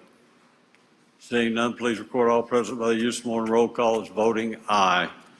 We'll go to item number 130. Senator Fillingane, Let's go to item 131, call it up and have the title read. please read the title. Senate Bill number 2308, municipalities authorized to assess administrative or civil penalties for zoning violations. Make the usual motion. Senator makes your usual motion. Does anyone object to this procedure? All in favor say aye. Aye. All opposed, no. The ayes have it. Senator Fillingane. If you'll recognize Senator Thompson to handle this one, please. Senator Thompson, you're recognized. Thank you, Mr. Chairman. Thank you, Mr. President. We have an amendment to the to the bill that passed committee that I'd like to call up. Please bring the amendment forward. Thank you, Mr. Chairman. So the first section of the bill is current law. The correction you see there on line 8 is to correct a typo that's in the current law. The crux of the bill is on lines 17 through 20.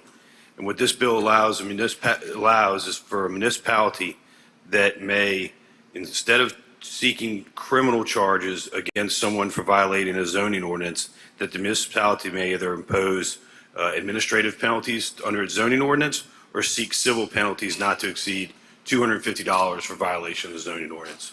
This was brought to me by one of my local cities who deals with a number of blighted properties owned by out-of-town property owners, and is an effort to try to correct the situation. That's an explanation of the amendment, and I move for adoption of the amendment on the morning roll call. We have a question. Senator Butler, I yield. I have a question, Mr. President. you yield for a question? I do. Thank you, Mr. President. Thanks, Senator. So there's not a penalty now? The penalty now under current law is that the municipality may seek a misdemeanor criminal violation under current law. What this would do is, in lieu of the criminal violation, it would allow the municipality to either pursue administrative remedies if they had some sort of remedies set forth in their zoning ordinance, or to pursue civil penalties not to exceed $250. Okay, thank you, Mr. President. Thank you, Thank you. Seeing no further questions, Senator, move adoption of the amendment. All in favor say aye. Aye. All opposed, no. The ayes have it. The amendment is adopted. Mr. President, move for final passage on the morning roll call. Senator requests use, well, we do have a We're back on the bill, right? no question? Okay, thank you. Move adoption of final passage by use morning roll call. Does anyone object to this procedure? Anyone wish to be recorded as voting no? Seeing none, please record all present by use of morning roll call as voting aye. We'll go to item 1. That's it? Okay. Or any other business? I think some of you may have wanted to be named as co-authors possibly on some bills before we adjourn. Announce that all items will retain their place on the calendar. All right. Okay, all the other items are going to remain their place on the calendar. First, we've got Senator Derek Simmons. No. Want to come back and make it bigger. Okay, next, Senator Tate. Thank you, Mr. President. Item number 118 on today's calendar, Senate Bill 2306. I'd like to hold that on a motion to reconsider, please. Please join the chairman. Senator Moran. Thank you, Mr. President. With our unanimous consent, I'd like to be added as a co-author to item 95 today, Senate Bill 2749. Please join the chairman. Senator Blunt. Thank you, Mr. President. With unanimous consent, I'd like to be added as a co-author to item number 118, Senate Bill 2306. Okay. Senator Branning. Senator Branning. Thank you, Mr. President. I'd like unanimous consent to be added as a co-author to number 14, Senate Bill 2696, number 51, that's Senate Bill 2596, number 104, that's Senate Bill 2202, and then number 115, that's Senate Bill 2678. Thank you. Thank you. Senator Sparks. Thank you, Mr. President. With unanimous consent, I would like to be added as a co-author for number 83 from yesterday's calendar, Senate Bill 2622, number 83. Thank you. You have it, Mr. Clerk? Okay. No objection. We'll do that. All right. Next is Senator Suber. President, I would like to be added as a co-author to Senate Bill 2181, number 12, on yesterday's calendar. Ask for unanimous consent. Seeing no objections, unanimous consent is granted. Next is Senator Seymour. Thank you, Mr. President. With unanimous consent of the Senate, I would like to be added to item 107, Senate Bill 2203, as co-author. Seeing no objection, it's granted. Not recognized. Senator Delano. Mr. President, I'd like to ask for unanimous consent to have my name removed as a co-author of item number 129, Senate Bill 2484. Is that on today's calendar? On today's calendar, yes, sir. Okay. Senator Albert Butler. Thank you, Mr. President. Mr. President, with unanimous consent, I would like to co-author Senate Bill of 2538, number 113, on the calendar for today, and Senate Bill 2053, number 109, on the calendar today, and Senate Bill 2309, number 108, on the calendar today. Seeing no objections, that will be granted. Next is Senator Norwood. Thank you, Mr. President. With unanimous consent, I'd like to be added as a co-author to 109, Senate Bill 2053, and 118 on today's calendar, Senate Bill 2306. Okay, seeing no objection, it will be granted. Senator McCon. Thank you, Mr. President. I would ask for unanimous consent to be added as a co-author to bill to number 14, Senate Bill 2696, number 51, which is Senate Bill 2596 there, and then Senate Bill 2678, number 115. Seeing no objection, that will be granted. Next, Senator Kaufman. Thank you, Mr. President. With unanimous consent, I'd like to be added to item number 14, Senate Bill number 2696 on today's calendar. Seeing no objection, that will be granted. Next, Senator Williams. Yes, sir, Mr. President. Thank you. I'd like to ask for unanimous consent on yesterday's calendar to be added to item number 85, Senate Bill 2228. Thank you. Seeing no objection, that will be granted. Next, Senator Robert Jackson. Thank you, Mr. President. By unanimous consent, I'd like to be added to bills from yesterday's calendar. Item number 79, 2282. Item 82, Senate Bill 2817. And item 83, Senate Bill 2622. Seeing no objection, that'll be granted. Thank you, Senator. Senator Derek Simmons. Thank you, Mr. President. I ask for unanimous consent to be added as a co-author to item number 109 on today's calendar, Senate Bill 2053, and also item number 118 on today's calendar, Senate Bill 2306. Okay, seeing no objection, that will be granted. Next, Senator McClendon. Thank you, Mr. President. By unanimous consent, on yesterday's calendar, I'd like to be added as co-author on Item number 33, Senate Bill number 2841. Also, item number 47, Senate Bill 2120.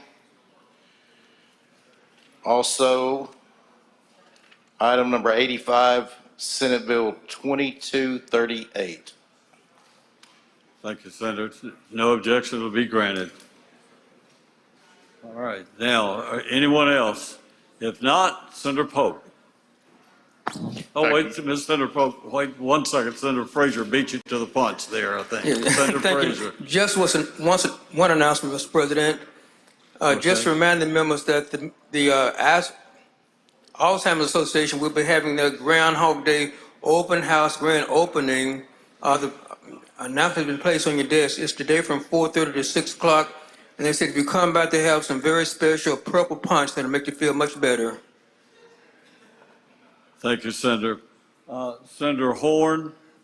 Thank you, Mr. President. I just want to remind the members that tonight is the Governor's Arts Awards. The reception is going on right now until 6, where the program itself takes place at the 2 Mississippi museums. Thank you, Senator Horn. Senator Pope. Thank you, Mr. President. I move the Senate stand adjourned until 9 a.m. tomorrow. Senator moves that the Senate stands adjourned until 9 a.m. tomorrow. All in favor say aye. All opposed, no. The ayes have it. Senate stands adjourned until 9 a.m.